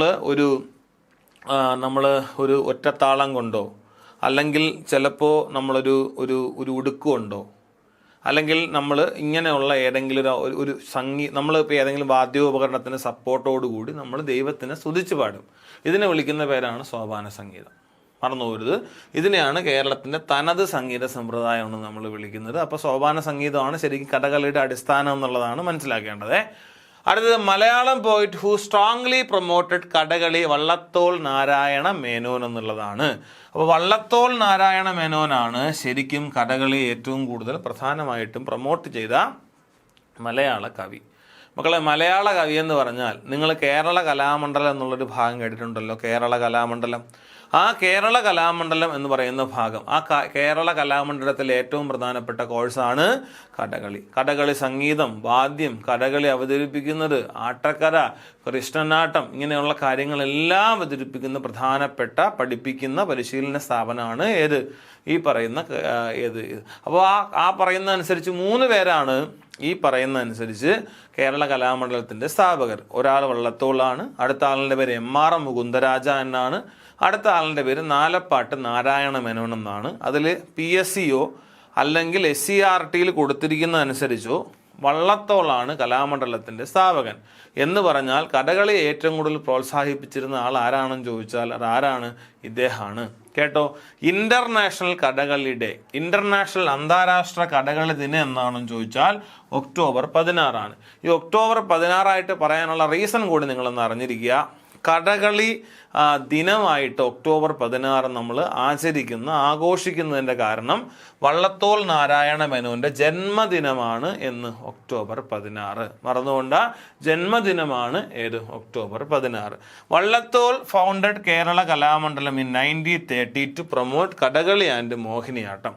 ശരിക്കും പറഞ്ഞാൽ കഥകളിയും മോഹിനിയാട്ടവും ത്തിന് വേണ്ടിയിട്ട് പ്രൊമോട്ട് ചെയ്യാൻ, അതായത് ഇത് രണ്ടും പ്രൊമോട്ട് ചെയ്യാൻ വേണ്ടിയിട്ട് 1930 ഈ പറയുന്ന അനുസരിച്ച് കലാമണ്ഡലം രൂപീകരിച്ചു എന്നാണ് നമ്മൾ പഠിച്ചിരിക്കുന്നതെങ്കിൽ പോലും നടന്ന കാര്യം എന്താണെന്നറിയുക. അതായത് ശരിക്കും പറഞ്ഞാൽ ഈ ദേശീയ പ്രസ്ഥാന കാലഘട്ടം, ദേശീയ പ്രസ്ഥാനം എന്ന് വെച്ചാൽ മനസ്സിലാവുമല്ലോ, ബ്രിട്ടീഷുകാർക്കെതിരെ നമ്മൾ സംഘടിച്ച് സമരം ചെയ്യുന്ന കാലഘട്ടം. ആ ചെയ്യുന്ന കാലഘട്ടത്തിൽ കേരളത്തിലെ കല എന്ന് പറയുന്ന മേഖല കംപ്ലീറ്റ് അസ്തമിക്കുന്ന ഒരു സാഹചര്യം ഉണ്ടായി. കലാകാരന്മാർക്ക് എന്ത് ചെയ്യണമെന്ന് അറിയാത്തൊരു സാഹചര്യം ഉണ്ടായി. ആ കാലത്ത് വള്ളത്തോൾ നാരായണ മേനോൻ്റെ കെയർ ഓഫിൽ കുറേ ആളുകളെല്ലാം കൂടി ഒരുമിച്ച് ചേർന്നിട്ടാണ് കേരള കലാമണ്ഡലത്തിൻ്റെ രൂപീകരണത്തിലേക്ക് നയിക്കുന്ന കുറേ സംഭവങ്ങൾ ഉണ്ടാകുന്നത്. അത് നമുക്ക് കലാമണ്ഡലത്തിൻ്റെ ക്ലാസ്സിൽ എന്ത് ചെയ്യാം, നമുക്ക് പഠിക്കാം. ഇപ്പം നിങ്ങൾ തൽക്കാലം അറിഞ്ഞിരിക്കുക, എന്താണെങ്കിലും കലാരൂപങ്ങൾ പ്രൊമോട്ട് ചെയ്യുക, കലാകാരന്മാർക്ക് എന്ത് ചെയ്യുക, ഒരു പിന്തുണ നൽകുക, ഒരു സ്ഥാപനം ഉണ്ടാക്കുക, വരാൻ പോകുന്ന അല്ലെങ്കിൽ ഒരു പുതിയ തലമുറയ്ക്ക് ഇതിനെക്കുറിച്ച് പഠിപ്പിച്ചു കൊടുക്കുക. ഇതിനൊക്കെ വേണ്ടിയിട്ടാണ് എന്തുണ്ടായത്, കലാമണ്ഡലം ഉണ്ടായിട്ടുള്ളത്. അപ്പോൾ സോപാന സംഗീതം കേരളത്തിന് തനത് സംഗീത സമ്പ്രദായമാണ്. ഇതാണ് കഥകളി സംഗീതത്തിൻ്റെ ബേസ് എന്ന് നമ്മൾ പറഞ്ഞിട്ടുണ്ട്. വള്ളത്തോൾ നാരായണ മേനോനാണ് കഥകളി ഏറ്റവും കൂടുതൽ പ്രോത്സാഹിപ്പിച്ച ആള്. കഥകളി ദിനം ഒക്ടോബർ 16 ഒക്ടോബർ 16 വള്ളത്തോളിൻ്റെ ജന്മദിനമാണെന്ന് പറഞ്ഞു. മോഹിനിയാട്ടവും കഥകളിയും പ്രൊമോട്ട് ചെയ്യാൻ വേണ്ടിയിട്ടാണ് കലാമണ്ഡലം കൊണ്ടുവന്നത്. നമ്മൾ പഠിക്കുമ്പോഴും ഓർമ്മിക്കേണ്ട കാര്യം ഇതാണ്. ദേശീയ പ്രസ്ഥാന കാലത്ത് ഒരു കൂട്ടം കലാകാരന്മാരെ ചേർത്തുകൊണ്ട് ഒരു സ്ഥാപനം, ഒരു സൊസൈറ്റി ഉണ്ടാക്കിയിട്ട് അതിൻ്റെ ഭാഗമായിട്ട് ദേശീയ പ്രസ്ഥാനത്തിലേക്ക് എങ്ങനെ പങ്കാളിയാകാം എന്നുള്ള ഒരു ആലോചനയിൽ നിന്ന് ഉണ്ടായിട്ടുള്ള ഒരു സ്ഥാപനത്തിൻ്റെ പേരാണ് കേരള കലാമണ്ഡലം. ഇന്ന് കേരള കലാമണ്ഡലം ഒരു യൂണിവേഴ്സിറ്റിയാണ്, ഒരു സ്വയം കൽപ്പിത സർവകലാശാലയായിട്ട് വളർന്നിരിക്കുകയാണ്. അടുത്തത് ഈ പറഞ്ഞതിൻ്റെ ഹെഡ് ക്വാർട്ടേഴ്സ് എവിടെയാണെന്ന് ചോദിച്ചാൽ, അത് ഏതിൻ്റെ കലാമണ്ഡലത്തിൻ്റെ ഹെഡ് ക്വാർട്ടേഴ്സ് എവിടെയാണെന്ന് ചോദിച്ചാൽ ചെറുതുരുത്തിയാണ് എന്നുള്ളത് അറിഞ്ഞിരിക്കുക. അത് എവിടെയാണ്? തൃശ്ശൂരാണ്. ഒരു കാര്യം പറയാണ്, ചെറുതുരുത്തിയെ നമ്മൾ ഇന്ന് വിളിക്കുന്ന പേര് വള്ളത്തോൾ നഗർ എന്നാണ്. മക്കളെ മറന്നു പോരുത്, വള്ളത്തോൾ നഗർ. വള്ളത്തോൾ നഗർ ഏതാണെന്ന് ചോദിച്ചാൽ എന്താണെന്ന് ചോദിച്ചാൽ ആരാണ്? ചെറുതുരുത്തിയാണ് വള്ളത്തോൾ നഗർ എന്ന് നമ്മൾ പറഞ്ഞിട്ടുണ്ട്. അടുത്ത് കേൾക്കുക, ornaments on the feet of Kathakali actors Kachamani എന്നാണ് പറയപ്പെടുന്നത്. ശരിക്കും പറഞ്ഞാൽ കഥകളി ആക്ടേഴ്സിൻ്റെ, അതായത് കഥകളി കലാകാരന്മാരിൽ ഈ പറയുന്ന അനുസരിച്ച് അവരുടെ കാലിൽ അണിയുന്ന ഒരു ആഭരണത്തിനെ നമ്മൾ വിളിക്കുന്ന പേരെന്താണെന്ന് ചോദിച്ചു കഴിഞ്ഞാൽ ഏതാണ്? കച്ചമണി എന്നാണ്. കച്ചമണി എന്നുള്ളതാണ് കേട്ടോ. അടുത്തത് the elaborate process of applying colours and the ornaments of Kathakali actors face is called Chuttikuthal എന്നാണ് ഇവിടെ പറയുന്നത്. ശരിക്കും പറഞ്ഞാൽ ചുട്ടികുത്തൽ എന്ന് പറഞ്ഞു കഴിഞ്ഞാൽ ഇവിടെ പറയുന്നത് അതായത് ശരിക്കും പറഞ്ഞാൽ ചുട്ടികുത്തൽ എന്ന് വെച്ചാൽ മേക്കപ്പ് ചെയ്യുന്നതിനെയാണ് പറയുന്നത്. പക്ഷേ ചുട്ടി എന്ന് പറഞ്ഞു കഴിഞ്ഞാൽ നിങ്ങൾക്ക് അറിയാൻ പറ്റും, ഈ കഥകളി കലാകാരന്മാർക്ക് നമ്മൾ ഈ കാണുന്ന ഫോട്ടോ തന്നെ എടുത്തു കഴിഞ്ഞാൽ ഈ കാണുന്ന വൈറ്റ് ഷെയ്ഡ് ഉണ്ടല്ലോ, ഇവിടെ കാണാൻ പറ്റുന്ന വൈറ്റ് ഷെയ്ഡ് ഈ നമ്മുടെ ഈ കവിളിൻ്റെ ഈ ഭാഗത്തായിട്ട് വെച്ചിരിക്കുന്നില്ലേ, ഇതാണ് ശരിക്കും ആദ്യകാലത്ത് ഈ ഡിസ്പോസിബിൾ പരിപാടിയൊന്നും ഇല്ലാതിരുന്ന കാലത്ത് കവുങ്ങിൻ്റെ പാളയാണ് കട്ട് ചെയ്ത് വെച്ചിരുന്നത്. അത് പിൽക്കാലത്ത് ഇപ്പം നമ്മൾ ഡിസ്പോസിബിൾ പ്ലേറ്റൊക്കെ ഉണ്ടല്ലോ, അതുപോലൊരു സാധനമാണ്. അതിങ്ങനെ വെച്ചിട്ട് ഒട്ടിച്ചതിന് ശേഷം അതിലേക്ക് നമ്മൾ മൈദമാവും അരിമാവും കൂടെ ചേർത്തിട്ട് എന്ത് ചെയ്യും, ഒട്ടിച്ചു കൊടുക്കും. എന്നിട്ട് അതിലേക്ക് കളേഴ്സൊക്കെ അപ്പോൾ ഇത് ഇങ്ങനെ ഇരിക്കും. ഇതിനെയാണ് നമ്മൾ ചുട്ടി കുത്തുക എന്നുള്ളത് പറയുന്നത്. ശരിക്കും ഇതാണ് ചുട്ടി. ഈ കളറ് ഈ പറയുന്ന അനുസരിച്ച് മേക്കപ്പ് ചമയം ചെയ്യുന്നതിനെ നമുക്ക് ഇത് തന്നെ ആയിരിക്കും പറയാൻ സാധിക്കുന്നത്. അപ്പോൾ ഇത് എന്ത് ചെയ്യുക, ചുട്ടികുത്തൽ എന്ന് ഓർമ്മിക്കാം. അടുത്തതാ കേൾക്കുക, first Kathakali performance outside Kerala Adyar Madras. ഈ അടയാർ മദ്രാസ് എന്ന് പറഞ്ഞു കഴിഞ്ഞാൽ കേൾക്കുക, ആദ്യമായിട്ട് കഥകളി ഈ കേരളത്തിന് പുറത്ത് അവതരിപ്പിക്കുന്നത് എവിടെയാണെന്ന് ചോദിച്ചാൽ അത് എവിടെയാണ്? അടയാറാണ്. അടയാർ എവിടെയാണ്? മദ്രാസിലാണ്. ഇത് എവിടെയെന്നുള്ളൊരു ചോദ്യം ഉണ്ടാവും. അതായത് ഞാനൊരു ചോദ്യം കൂടി നിങ്ങളെ ഇവിടെ പറഞ്ഞ് പഠിപ്പിക്കുകയാണ്, കേൾക്കുക. ഞാൻ കേരളം ഈസ്റ്റു എന്ന് എഴുതിയിട്ട് ഞാൻ എഴുതുകയാണ് കലാമണ്ഡലം. കേരളം ഈസ്റ്റു എന്ന് കൊടുത്തിട്ട് ഞാൻ എന്ത് കൊടുത്തു? കലാമണ്ഡലം എന്ന് കൊടുത്തേ, കണ്ടല്ലോ. തമിഴ്നാട് ഈസ്റ്റു എന്ന് കൊടുത്തിട്ട് ഞാൻ ഡാഷ് എന്ന് കൊടുക്കുകയാണ്. അപ്പോൾ കേരളത്തിന് കലാമണ്ഡലം ഉണ്ടെങ്കിൽ കേരളത്തിൻ്റെ ആദ്യത്തെ സാംസ്കാരിക സ്ഥാപനത്തിൻ്റെ പേരാണ് ഏത്? കേരള കലാമണ്ഡലം. ഇതേപോലെ തമിഴ്നാട്ടിൽ കലാമണ്ഡലത്തിന് സമാനമായിട്ടുള്ളത് ആരാണെന്ന് ചോദിച്ചാൽ കേൾക്കുക, അതിൻ്റെ പേരാണ് കലാക്ഷേത്രം. എന്താണ്? കലാക്ഷേത്രം. മാറിപ്പോകരുത്, കലാക്ഷേത്രം. കലാക്ഷേത്രം എന്താണെന്നുള്ളത് മറന്നുകൊണ്ട. കലാക്ഷേത്രം എന്ന് പറഞ്ഞാൽ രുക്മിണി ദേവി അരുന്ധയിൽ കൊണ്ടുവന്നിട്ടുള്ള വളരെ പ്രധാനപ്പെട്ട ഒരു നമ്മൾ ഈ പറയുന്ന പോലെ സാംസ്കാരിക സ്ഥാപനത്തിൻ്റെ പേരാണ് അവിടെയത് കലാക്ഷേത്രം. അപ്പോൾ നമുക്ക് കലാമണ്ഡലം ഉണ്ടെങ്കിൽ തമിഴ്നാട്ടിന് ഏതുണ്ട്? കലാക്ഷേത്രം ഉണ്ട്. ആ കലാക്ഷേത്രത്തിലാണ് ശരിക്കും എന്തുണ്ടായത്? ഈ പറയുന്ന അനുസരിച്ച് ഈ കഥകളി ആദ്യമായിട്ട് കേരളത്തിന് പുറത്ത് അവതരിപ്പിക്കുന്നത് എവിടെയാണെന്ന് ചോദിച്ചാൽ ഇങ്ങനെയാണ്. ഓക്കെയാണ്, മറന്നുപോകില്ലല്ലോ. അപ്പോൾ ഈ നമ്മൾ പറഞ്ഞു ഇതിൻ്റെ ഹെഡ് ക്വാർട്ടേഴ്സ് എവിടെയാണെന്ന് ചോദിച്ചാൽ ഏതിൻ്റെ? കലാമണ്ഡലത്തിൻ്റെ ചെറുതുരുത്തിയാണ്. അതിൻ്റെ പുതിയ പേര് വള്ളത്തോൾ നഗരം എന്നാണ്. തൃശ്ശൂർ കൊടുത്തിട്ടുണ്ട്. ഫോളോയിങ് നമ്മൾ പറഞ്ഞിട്ടുണ്ട്, ഒരു നദിയുടെ തീരത്താണ്, ഭാരതപ്പുഴയുടെ തീരത്താണ്. കച്ചമണി കാലിലണിയുന്നതാണ്. ചുട്ടികുത്തൽ എന്ന് പറഞ്ഞാൽ പല പല കളറുകൾ ചേർത്തുകൊണ്ട് ചമയം ചാർത്തുന്നതാണ്. അല്ലെങ്കിൽ ഈ കാണുന്ന പോർഷൻ ഇതിനെയാണ് നമ്മൾ ചുട്ടികുത്തുക എന്ന് പറയുന്നത്. കേരളത്തിന് പുറത്ത് ആദ്യമായി കഥകളി അവതരിപ്പിക്കുന്നത് അടയാറാണെന്നും പറയുന്നുണ്ട്. അടുത്തത് കഥകളി ട്രഡീഷൻസിനെ കുറിച്ചാണ് നമ്മൾ പറയാൻ പോകുന്നത്.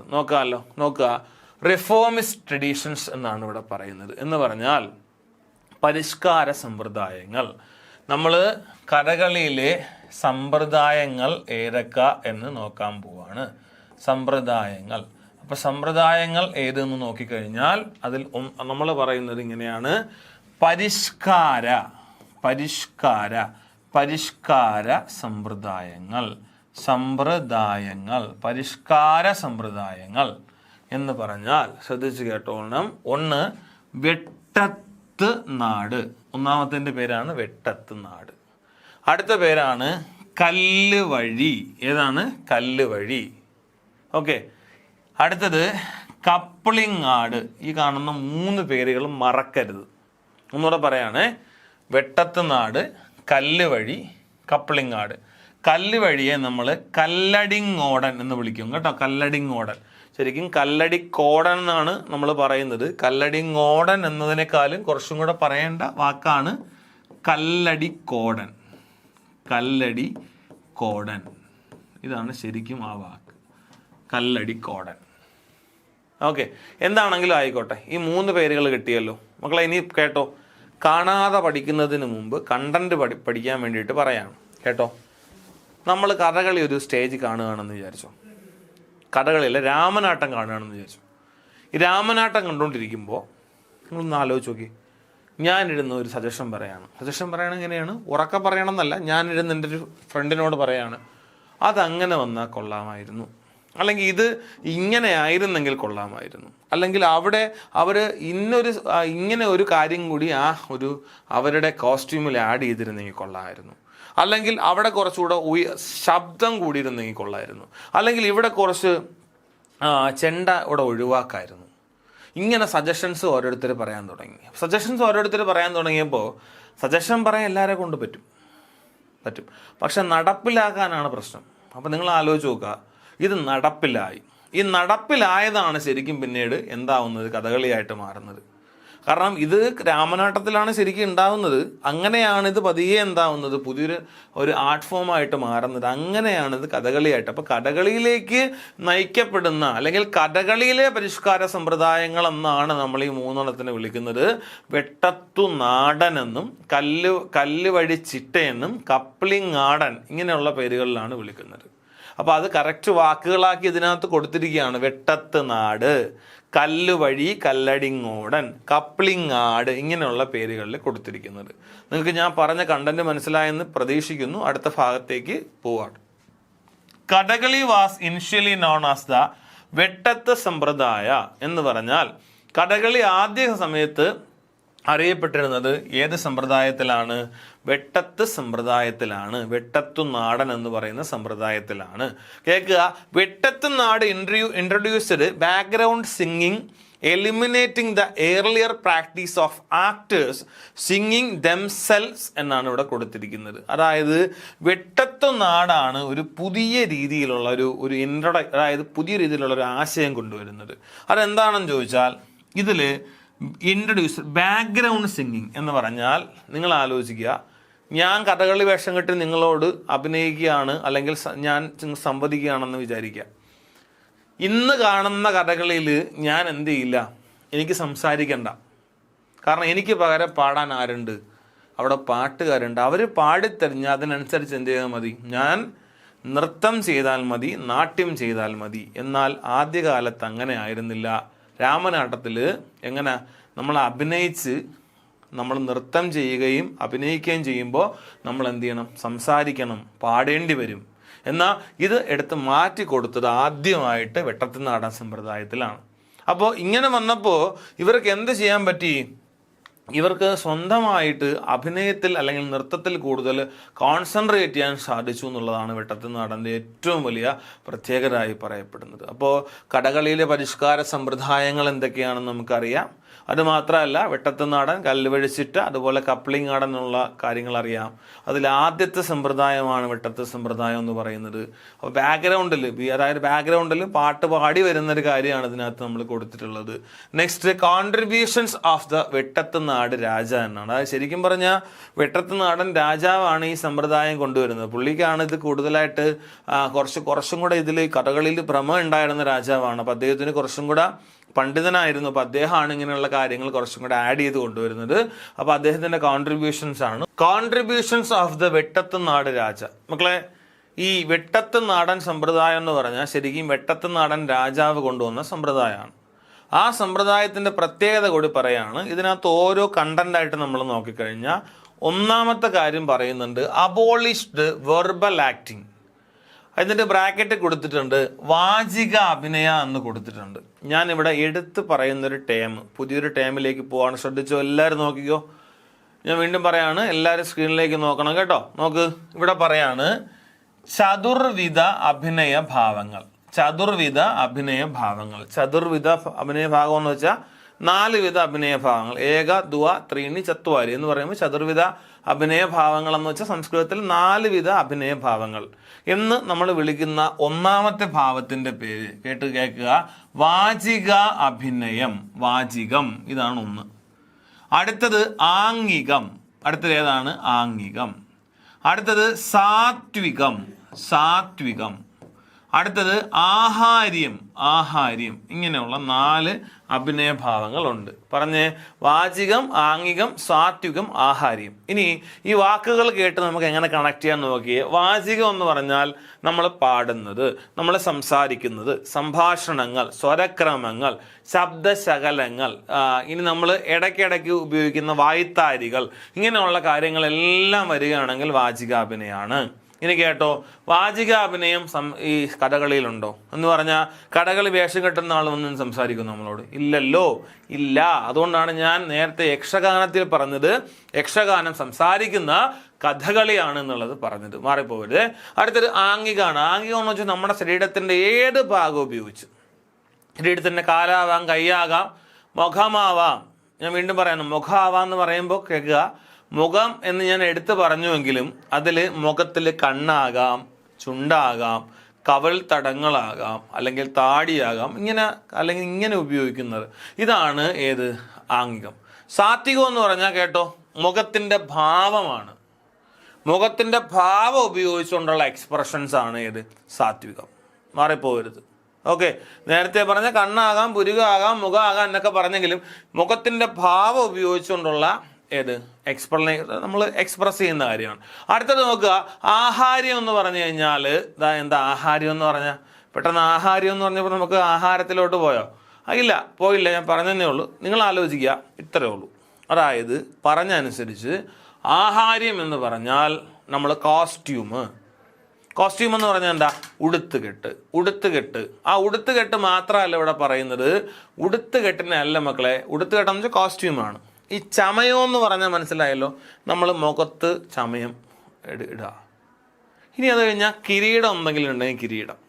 ഇത് കഴിഞ്ഞാൽ ആഭരണം എന്തെങ്കിലും ഉണ്ടെങ്കിൽ ആഭരണം. ഇതിനെല്ലാത്തിനും ചേർത്ത് പറയുന്നതാണ് ഏത്? ആഹാര്യം എന്ന അഭിനയഭാവം. അപ്പം 4 ഭാവങ്ങളിൽ ഒരെണ്ണം എവിടെ ഇല്ല? ഒരെണ്ണം കഥകളിയിലില്ല. ഇല്ലാത്തത് ഏത്? വാചികാഭിനയമാണ്. വളരെ പ്രധാനപ്പെട്ടതാണ്. Next, including chendas percussion instrument. അതായത് ചെണ്ട ഇതിലെ പ്രധാനപ്പെട്ട ഒരു വാദ്യമാക്കി മാറ്റുകയാണ്. അതായത് ഇതുവരെയും ചെണ്ട അതിൽ പ്രധാനപ്പെട്ട വാദ്യം എന്ന് പറഞ്ഞാൽ ചെണ്ട ഇല്ല എന്നല്ല, ചെണ്ട ഉണ്ട്. എന്നാൽ ചെണ്ട ഇതിൽ പ്രധാനപ്പെട്ട വാദ്യം എന്ന് പറയുമ്പോൾ അഭിനയിക്കാൻ വരുമ്പോൾ അതിൽ ഏറ്റവും പ്രധാനമായിട്ടും ചെണ്ടയാണ് മുമ്പിൽ നിൽക്കുന്നത്. അപ്പോൾ അതിനു മുമ്പ് വരെയും മറ്റ് പല വാദ്യങ്ങളും മുമ്പിലുണ്ടായിരുന്നു. ഓൾറെഡി അതിൽ ചേങ്ങലെ, ഇലത്താളവും മദ്ദളവും ഒക്കെ ഉപയോഗിക്കുന്നുണ്ട്. അതിൽ ഏറ്റവും പ്രധാനമായിട്ട്, അതായത് ഇത് തുടങ്ങിക്കഴിഞ്ഞാൽ ഇതിൽ ഭൂരിഭാഗം സമയങ്ങളിൽ, അതായത് 90% സമയങ്ങളിൽ എന്തുണ്ട്? ഈ ചെണ്ട ഉണ്ട് എന്നുള്ളത് വളരെ പ്രധാനമാണ്. അടുത്തത് ഇൻട്രൊഡ്യൂസ്ഡ് കത്തി ആൻഡ് താടി ക്യാരക്ടേഴ്സ് എന്ന് പറഞ്ഞാൽ കത്തിയും താടിയും ഇതിനകത്തുള്ള എന്താണ് പ്രധാനപ്പെട്ട ക്യാരക്ടേഴ്സായിട്ട് ഇതിനെ മാറ്റുന്ന ഒരു സാഹചര്യം കൂടി ഉണ്ടായി. അപ്പം നിങ്ങളൊന്ന് ആലോചിച്ച് നോക്കുക, കത്തിയും താടി എന്താണെന്ന് ചോദിച്ചാൽ കഥകളിലെ വേഷങ്ങളാണ്. ആ വേഷങ്ങളിലെ പ്രധാനപ്പെട്ട ക്യാരക്ടേഴ്സിനെ, കഥാപാത്രങ്ങളെ ഇതിനകത്തേക്ക് കൊണ്ടുവരുന്ന ഒരു സാഹചര്യം കൂടി ഉണ്ടായി. അപ്പം നോക്കുക, ഞാൻ പറയുന്നതനുസരിച്ച് വാചിക അഭിനയം എന്ത് ചെയ്തു? എടുത്തു മാറ്റി എന്നുള്ളതാണ്. അത് കഴിഞ്ഞാൽ അടുത്തത് ബാക്ക്ഗ്രൗണ്ട് സിംഗിങ് എന്ത് ചെയ്യുന്നു? കൊണ്ടുവരുന്നു എന്ന് വെച്ചാൽ മനസ്സിലാവുമല്ലോ. എന്താണ്? പ്രധാനമായിട്ടും പുറത്തുനിന്ന്, അതായത് ഇതിൻ്റെ പുറകിൽ തന്നെ ഒരാളിനെ എന്ത് ചെയ്യുന്നു? അതായത് പാടാൻ വേണ്ടിയിട്ട് മാത്രമായിട്ട് മാറ്റുന്നു. ചെണ്ട പ്രധാനപ്പെട്ട വാദ്യമാക്കി മാറ്റുന്നു. കത്തിയും താടിയും പ്രധാനപ്പെട്ട കഥാപാത്രങ്ങളാക്കി ഇതിനകത്തേക്ക് കൊണ്ടുവരുന്നു. അടുത്തത് ഇതിവിടെ തന്നെ നമ്മൾ ഇപ്പോൾ ഇവിടെ പറഞ്ഞിരിക്കുന്നത് വെട്ടത്തുനാടൻ രാജാവിൻ്റെ പ്രധാനപ്പെട്ട കോൺട്രിബ്യൂഷൻസ് ആണ്. എന്നാൽ ഇവിടെയും നമ്മൾ പറയാൻ പോകുന്നത് ഇതേപോലെയുള്ള കോൺട്രിബ്യൂഷൻസിനെയാണ് കേട്ടോ. നെക്സ്റ്റ് നോക്കുക, ഇൻട്രൊഡ്യൂസ് ദ കൺസെപ്റ്റ് ഓഫ് തിരനോട്ടം. ഈ ഇൻട്രൊഡ്യൂസ് ദ കൺസെപ്റ്റ് ഓഫ് തിരനോട്ടം എന്ന് പറഞ്ഞു കഴിഞ്ഞാൽ ഇതാ കേൾക്കുക, തിരനോട്ടം എന്ന് പറഞ്ഞാൽ ശരിക്കും എന്താണ് നടക്കാൻ പോകുന്നത് എന്നുള്ളത് മുന്നേ കൂട്ടി അറിയുന്നതാണ് നമ്മൾ ഈ തിരനോട്ടം എന്ന് പറയുന്നത്. ആ കൺസെപ്റ്റ് തിരനോട്ടം കൊണ്ടുവരികയാണ്. അടുത്തത് കല്ലുവഴി എന്ന് പറയുന്നത് എന്താണെന്ന് ചോദിച്ചാൽ വടക്കൻ ശൈലിയാണ്. അതായത് ശരിക്കും പറഞ്ഞാൽ നോർത്തേൺ സ്റ്റൈലാണ് ഈ പറയുന്നത്. Standardised the choreography and refined hand gestures എന്നാണ്. അതായത് ഈ പറയുന്നതനുസരിച്ച് കൊറിയോഗ്രാഫിയെ സ്റ്റാൻഡർഡൈസ് ചെയ്യുക എന്നുള്ളത് പറയപ്പെടുന്നത് ഈ കൊറിയോഗ്രാഫിയെ അടിസ്ഥാനപ്പെടുത്തിയിട്ട് മുദ്രകൾ എന്ന് പറഞ്ഞാൽ ജസ്റ്റേഴ്സ് എന്നുള്ള ലെവലിലേക്ക് എന്ത് ചെയ്യുന്നു, മുദ്രാസ് എന്ന് പറയുന്ന ഭാഗത്തേക്ക് കൊണ്ടുവരികയാണ്. അപ്പോൾ കല്ലുവഴി എന്ന് പറഞ്ഞാൽ standardised choreography and refined hand gestures എന്നാണ്. ഇതിനെയാണ് നമ്മൾ മുദ്ര എന്ന് എന്ത് ചെയ്യുന്നത്, ഇതിനകത്ത് പറയുന്നത് കേട്ടോ, കല്ലുവഴി എന്നുള്ളത്. അടുത്ത് കേൾക്കുക, കപ്ലിംഗ് ആർട്ട് എന്ന് പറഞ്ഞു കഴിഞ്ഞാൽ സദേനാണ്. ശരിക്കും പറഞ്ഞാൽ തെക്കൻ ശൈലി വിളിക്കുന്നതാണ് കപ്ലിംഗ് ആർട്ട് അല്ലെങ്കിൽ കപ്ലിംഗ് ആർഡൻ ശൈലി എന്ന് വിളിക്കുന്നത്. എംഫസൈസ്ഡ് ദ കത്തി നൈഫ് മാർക്കഡ് ക്യാരക്ടർ റോൾസ് എന്ന് പറഞ്ഞാൽ ഇതിനകത്ത് കത്തി എന്നുള്ള, അതായത് കത്തി എന്നുള്ള വേർഷത്തിനെ എന്ത് ചെയ്തു, എംഫസൈസ് ചെയ്യുന്ന രീതിയിലാണ് കപ്ലിംഗ് ആർഡൻ ക്യാരക്ടേഴ്സ് അല്ലെങ്കിൽ കപ്ലിംഗ് ആർഡിന്റെ ശൈലിയിൽ ഈ ക്യാരക്ടേഴ്സ് കടന്നു വരുന്നുള്ളതാണ്. അപ്പോൾ തിരുനോട്ടം കൊണ്ടുവരുന്ന ശരിക്കും പറഞ്ഞാൽ ആരാണെന്ന് ചോദിച്ചാൽ വെട്ടത്തുനാടൻ ശൈലിയാണ്. കല്ലുവഴിയിലാണ് ശരിക്കും പറഞ്ഞാൽ കൊറിയോഗ്രഫിയെ സ്റ്റാൻഡർഡൈസ് ചെയ്തുകൊണ്ട് പുതിയ കൈമുദ്രകൾ ആഡ് ചെയ്യുന്ന ലെവലിലേക്ക് വന്നു. കത്തി എംഫസൈസ് ചെയ്യുന്നത് ശരിക്കും പറഞ്ഞാൽ കപ്ലിംഗ് ആർഡൻ ശൈലിയാണ്. തെക്കൻ ശൈലി എന്നറിയപ്പെടുന്നത് ഇങ്ങനെയാണ്. അപ്പോൾ വടക്കൻ ശൈലിയാണെങ്കിൽ കല്ലുവഴിയും തെക്കനാണെങ്കിൽ കപ്ലിംഗ് ആർഡൻ ശൈലിയാണെന്നുള്ളത് ഇവിടെ പറയാണ്. കഥകളി ഇൻസ്ട്രുമെന്റ്സ് ആണ് ഇതാ ഇവിടെ നമ്മൾ പറയാൻ പോകുന്ന കഥകളി ഇൻസ്ട്രുമെന്റ്സ്. കേൾക്കുക, ചെണ്ട, ചേങ്ങില, ഇലത്താളം, ഇടയ്ക്ക, മദ്ദളം, ശംഖ് എന്നുള്ളതാണ് ഇവിടെ കൊടുത്തിരിക്കുന്നത്. കേൾക്കുക, ചെണ്ട, ചേങ്ങില, ഇലത്താളം, ഇടയ്ക്ക, മദ്ദളം, ശംഖ്. ഈ കഥകളി ഇൻസ്ട്രുമെന്റ്സ് എന്ന് പറയുമ്പോൾ നിങ്ങൾ ശ്രദ്ധിച്ച് കേൾക്കുക. ഇതിനകത്ത് ചെണ്ടയുണ്ട്, ചേങ്ങിലയുണ്ട്, ഇലത്താളമുണ്ട്, ഇടയ്ക്കയുണ്ട്, മദ്ദളമുണ്ട്, ശംഖ്. ശംഖ് എന്ന് വെച്ചാൽ എന്താണെന്ന് അറിയാമല്ലോ, എന്താണെന്ന് അറിയാം മക്കളെ. ഇതിനകത്തുനിന്ന് അടിപൊളി ചോദ്യം വരും. ഇതിനകത്ത് ദേവവാദ്യം ഏത്, അസുരവാദ്യം ഏതെന്ന് ചോദിക്കും. ദേവവാദ്യം അസുരവാദ്യം എന്താണെന്ന് നമ്മൾ പിന്നീടൊരു ക്ലാസ്സിൽ തന്നെ പഠിക്കും. എങ്കിലും ഇപ്പം തന്നെ പറയാണ്, വലിപ്പമുള്ള സൗണ്ട്, നല്ല ഒച്ച അടപ്പിക്കുന്ന അല്ലെങ്കിൽ നല്ല നമുക്ക് കുറച്ചും കൂടെ ഹെവി ആയിട്ട് വന്നടിക്കുന്ന സൗണ്ട്, ആ ഹെവി ആയിട്ട് വന്നടിക്കുന്ന സൗണ്ട് ആണെങ്കിൽ അത് എന്താണ്, അസുരവാദ്യമാണ്. എന്നാൽ ദൈവിക കാര്യങ്ങൾക്ക് ഉപയോഗിക്കുന്നതാണെങ്കിൽ അതിനെ നമുക്ക് എന്ത് വിളിക്കാം, ഈ പറയുന്നതനുസരിച്ച് സിമ്പിളായിട്ട് വിളിക്കാം, ഇത് എന്താണ്, ദേവവാദ്യമാണെന്ന് വിളിക്കാം. അപ്പം അങ്ങനെ വരുമ്പോൾ ചെണ്ട, ചേങ്ങില, ഇലത്താളം. ചെണ്ട, ചേങ്ങില, ഇലത്താളം എന്ന് പറയുമ്പോൾ, ഇലത്താളം എന്ന് വെച്ചാൽ വലുതാണ് കേട്ടോ, നമ്മൾ കൈ കൊണ്ട് ഇങ്ങനെ ഇടിക്കൂലേ, അത് ശരിക്കും ഇങ്ങനെയല്ല ഇടിക്കുന്നത്, ഇങ്ങനെ ഇടിക്കുന്നതാണ്. ഇതിനെയാണ് നമ്മൾ ഇലത്താളം എന്ന് വിളിക്കുന്നത്. ചേങ്ങില എന്ന് പറഞ്ഞാൽ അതിൽ കുറച്ചും കൂടെ ചെറുതായിരിക്കാം, പിന്നെ വലുതുമുണ്ട് ചേങ്ങില. ഇതിങ്ങനെ വെച്ചിരിക്കുന്ന ഒറ്റത്താളമാണ് ചേങ്ങില. അപ്പോൾ ഇതനുസരിച്ച് കേട്ടോളണം, ചെണ്ട ഇത് എന്താണ്, അപ്പോൾ നിങ്ങൾ കേൾക്കുന്നവരുടെ ഇതിൽ വരികയാണ്, ദൈവിക കാര്യങ്ങൾക്ക് ഉപയോഗിക്കുന്നത് ദേവവാദ്യം, അല്ലാത്തത് അസുരവാദ്യം ഒന്നാണ്. ശരിക്കും പറഞ്ഞാൽ ചെണ്ട അസുരവാദ്യമാണ്. ചെണ്ട അസുരവാദ്യമാണെങ്കിൽ നിങ്ങൾ ആലോചിച്ച് നോക്കിയേ. അപ്പോൾ നമ്മൾ ആലോചിക്കും, നമ്മളെ ക്ഷേത്രങ്ങളിലൊക്കെ എന്ത് ചെയ്യുന്നുണ്ട്, ഇതുപോലെ ചെണ്ട ഉപയോഗിക്കുന്നുണ്ടല്ലോ. പക്ഷെ ശരിക്കും പറഞ്ഞാൽ ദേവസ്വം ബോർഡിൻ്റെ ക്ഷേത്രങ്ങളിൽ ചെണ്ട അകത്ത് കയറ്റില്ല. ചെണ്ട അകത്ത് കയറ്റിയാൽ പോലും ഒറ്റത്താളം അടിക്കുകയുള്ളൂ, അല്ലെങ്കിൽ വലന്തലയ്ക്ക് ഒറ്റത്താളം അടിച്ച് ഇങ്ങനെ ഒറ്റ അടി അടിച്ച് പോകും.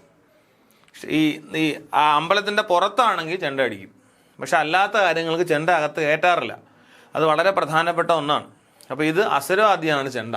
ചേങ്ങില എന്ന് പറഞ്ഞു കഴിഞ്ഞാൽ അസുരവാദ്യമാണ്. ഇലത്താളം എന്ന് പറഞ്ഞാലും അസുരവാദ്യമാണ്. ഇടയ്ക്ക എന്ന് വെച്ചാൽ മനസ്സിലാവുമല്ലോ, നിങ്ങൾക്ക് മനസ്സിലായി കാണും. ഇങ്ങനെ നമ്മൾ ഒരു ഇതിങ്ങനെ കയ്യിൽ കെട്ടി ഇങ്ങനെ നമ്മൾ ഒരു സൈഡിലിട്ടിട്ട് കുറേ ഇങ്ങനെ കാര്യങ്ങളൊക്കെ കെട്ടിയിട്ടേക്കല്ലോ, നമ്മൾ അതിനൊക്കെ കുറേ പേരുകളൊക്കെ വിളിക്കും. ഞാൻ എല്ലാം കൂടെ ഇതിനകത്തേക്ക് കൊണ്ടുവരാത്തതാണ്, നമുക്ക് മറ്റൊരു ക്ലാസ്സിൽ പറയാം.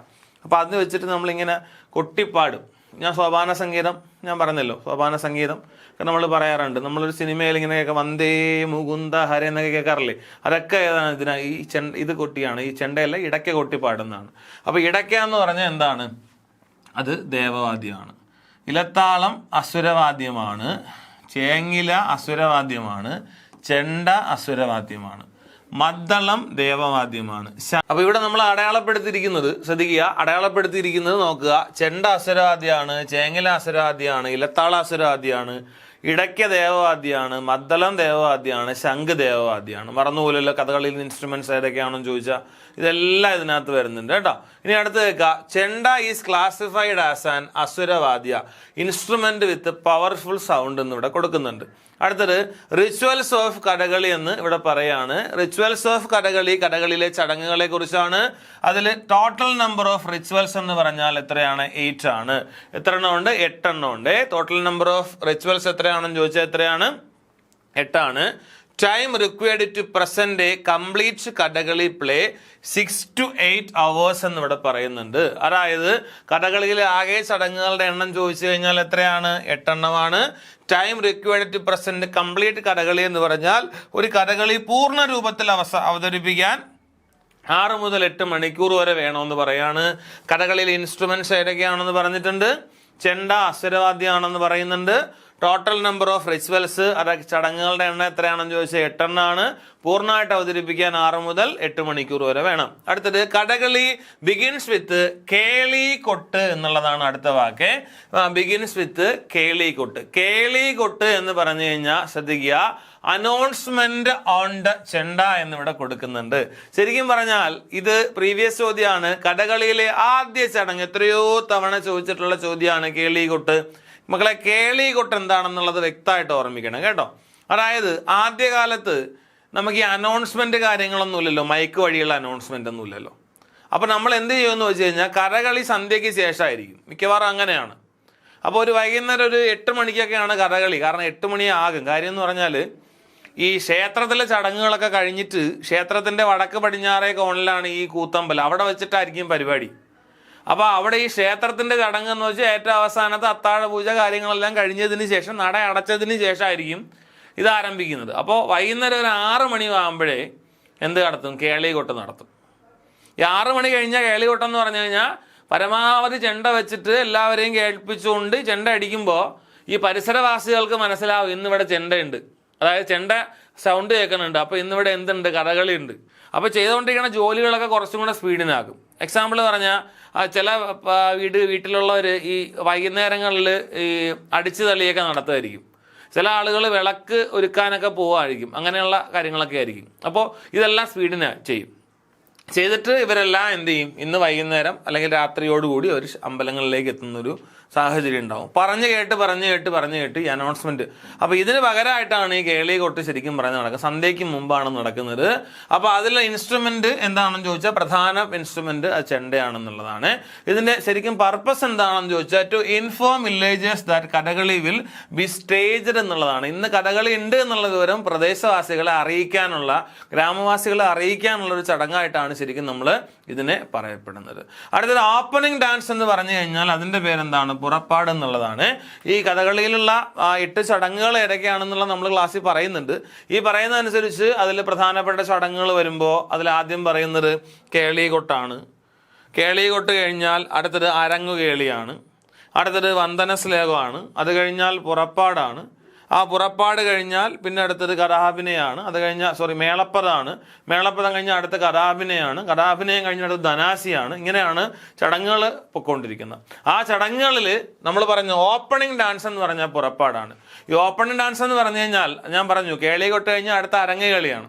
അരങ്ങേളി എന്ന് പറഞ്ഞു കഴിഞ്ഞാൽ കേളി കൈ എന്ന് നമ്മൾ അതിനെ പറയും. കാര്യം ഗണപതിയാണല്ലോ അതായത് ഹിന്ദു മതത്തിലെ പ്രഥമ പൂജനീയൻ എന്ന് പറഞ്ഞാൽ ഗണപതിക്ക് കൊടുത്തുകൊണ്ട് തുടങ്ങുക എന്നുള്ളതാണ് അർത്ഥം. അതിൽ ചെണ്ടയില്ല, അതിൽ മദ്ദളം മാത്രമേ ഉണ്ടാവുള്ളൂ. ആ മദ്ദളം മാത്രം വെച്ചുകൊണ്ട് നമ്മൾ നടത്തുന്ന മദ്ദളവും പിന്നെ അതിൻ്റെ കൂടെ ചേങ്ങല ഇലത്താളമോ ചെറിയ സപ്പോർട്ട് കൊടുക്കുമെന്നെങ്കിൽ അതിൻ്റെ കൂടെ നമ്മൾ ഈ പറയുന്ന അനുസരിച്ച് അരങ്ങുകളി നടത്തുകയാണ് ചെയ്യുന്നത്. അപ്പോൾ അതിൻ്റെ ഭാഗമായിട്ട് ഒരു പ്രാർത്ഥനയാണ്. പ്രാർത്ഥന കഴിഞ്ഞു. അത് കഴിഞ്ഞിട്ടാണ് പിന്നെ അടുത്ത് പുറപ്പാട്.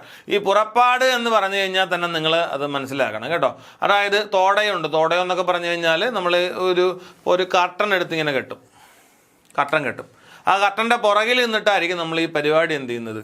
ആദ്യം ഈ വേഷം കെട്ടിയ ഒരാൾ വന്നിട്ട് ഈ മുദ്ര മാത്രമേ കാണുള്ളൂ, സ്റ്റേജും കാര്യങ്ങളും, അതായത് കിരീടമൊക്കെ കാണും. അത് വെച്ചിട്ട് ഇങ്ങനെ പുറത്തിങ്ങനെ കാണിച്ച് ചെറുതായിട്ടൊക്കെ അഭിനയിക്കും. പിന്നീടാണ് ഈ പുറപ്പാടെന്ന് പറയുമ്പോഴത്തേക്കാണ് ശരിക്കും ഈ കർട്ടനൊക്കെ എടുത്ത് മാറ്റിയിട്ട് ആദ്യമായിട്ട് നമ്മൾ സ്റ്റേജിൽ കാണുന്നത്. അപ്പോൾ അത്യാവശ്യം സമയമെടുക്കുന്നൊരു പ്രോസസ്സാണ് കഥകളിയിലുള്ളതെന്നുള്ളത് അറിഞ്ഞിരിക്കുക. ഇതാണ് നമ്മൾ ഈ പറഞ്ഞ ഓപ്പണിംഗ് ഡാൻസിനെ വിളിക്കുന്ന പേര് പുറപ്പാടെന്നാണ്. ഓപ്പണിംഗ് ഡാൻസ് എന്ന് വെച്ചാൽ തുടക്കത്തിൽ നമ്മൾ ഒരാളിനെ കാണുന്നത് നമ്മൾ ആ കർട്ടൻ എടുത്ത് മാറ്റുമ്പോൾ ഇതിനെയാണ് നമ്മൾ പുറപ്പാടെന്ന് വിളിക്കുന്നത്. അപ്പോൾ സെക്കൻഡ് റിച്വൽ എന്ന് വിളിക്കുന്നതാണ് അരങ്ങുകളി എന്ന് ഓർമ്മിച്ച്. രണ്ടാമത്തെ അരങ്ങുകളിയാണ്. അപ്പോൾ 2 അരങ്ങുകളിയാണ്. അപ്പോൾ ഒന്ന് നമ്മൾ ഓർമ്മിച്ചിരിക്കുക കേളി കൊട്ടെങ്കിൽ, രണ്ടാമത്തത് അരങ്ങുകളിയാണ്. അടുത്ത ഇൻസ്ട്രുമെന്റ് യൂസറിൻ മദ്ദളമാണ് ഇതിനകത്ത് പ്രധാനപ്പെട്ട ഇൻസ്ട്രുമെന്റ് ആയിട്ട് പറയുന്നത്. പ്രധാനപ്പെട്ട ഇൻസ്ട്രുമെന്റ് ഞാൻ പറഞ്ഞല്ലോ, ആദ്യത്തേൽ ചെണ്ടയാണെങ്കിൽ രണ്ടാമത്തേൽ മദ്ദളം. കാരണം അസുരവാദ്യം ചെണ്ട ഉപയോഗിച്ചുകൊണ്ട് പ്രാർത്ഥന നടത്തണ്ടല്ലോ, പകരം പകരം ഏതാണ് ദേവവാദ്യമായിട്ടുള്ള മദ്ദളം അറിയാമല്ലോ, മദ്ദളം ഉപയോഗിച്ചുകൊണ്ട് എന്ത് നടത്തുക, പ്രാർത്ഥന നടത്തുക. ഇതാണ് പ്രധാനമായിട്ട് ഇതുകൊണ്ട് ഉദ്ദേശിക്കുന്നത്. ഇത് നമ്മൾ ക്ലാസ്സിൽ പറഞ്ഞതാണ്, മദ്ദളം മറന്നുകൊണ്ട് കേട്ടോ. നെക്സ്റ്റ്, ചെണ്ട ഈസ് നോട്ട് യൂസ്ഡ് എന്നുള്ളതാണ്. ചെണ്ട ഈസ് നോട്ട് യൂസ്ഡ് എന്ന് പറഞ്ഞാൽ ചെണ്ട ഉപയോഗിക്കില്ല. എവിടെ? അരങ്ങുകളിൽ ചെണ്ട ഉപയോഗിക്കാറില്ല. ഫസ്റ്റ് സോങ് ഇൻ കഥകളി, ഇതിന് വിളിക്കുന്ന പേരാണ് തിരനോട്ടം എന്ന് വിളിക്കുന്നത്. തിരനോട്ടം ഞാൻ ഓൾറെഡി പറഞ്ഞു. തിരനോട്ടം എന്ന് പറഞ്ഞു കഴിഞ്ഞാൽ ഇതിനകത്ത് എന്താണ് മുഴുവൻ കഥ എന്നുള്ളത് ആദ്യത്തെ ആ പാട്ടിനകത്ത് തന്നെ ഉണ്ടാവും. അതിനെയാണ് നമ്മൾ ഫസ്റ്റ് സോങ് ഇൻ കഥകളി എന്ന് വിളിക്കുന്നത് തിരനോട്ടം. മാറിപ്പോവരുത്, ആദ്യത്തെ ഏതാണ് സോങ് ആണ്. അടുത്തത് when first and second songs are sung together it is called ഇത് തിരനോട്ടം എന്നാണ്. അതായത് ആദ്യത്തെ രണ്ടാമത്തെയും പാട്ടുകളെ ചേർത്തുകൊണ്ട് നമ്മൾ പാടുന്ന എന്തിനെയാണ് നമ്മൾ തിരനോട്ടം എന്നാണ് വിളിക്കുന്നത്. Next, Kathakali songs are called Kathakali പദം എന്നാണ്. ഇവിടെ പറഞ്ഞ വാക്ക് മക്കളെ ശ്രദ്ധിക്കണം, പദം എന്നാണ്. എന്താ വാക്ക്? പദം.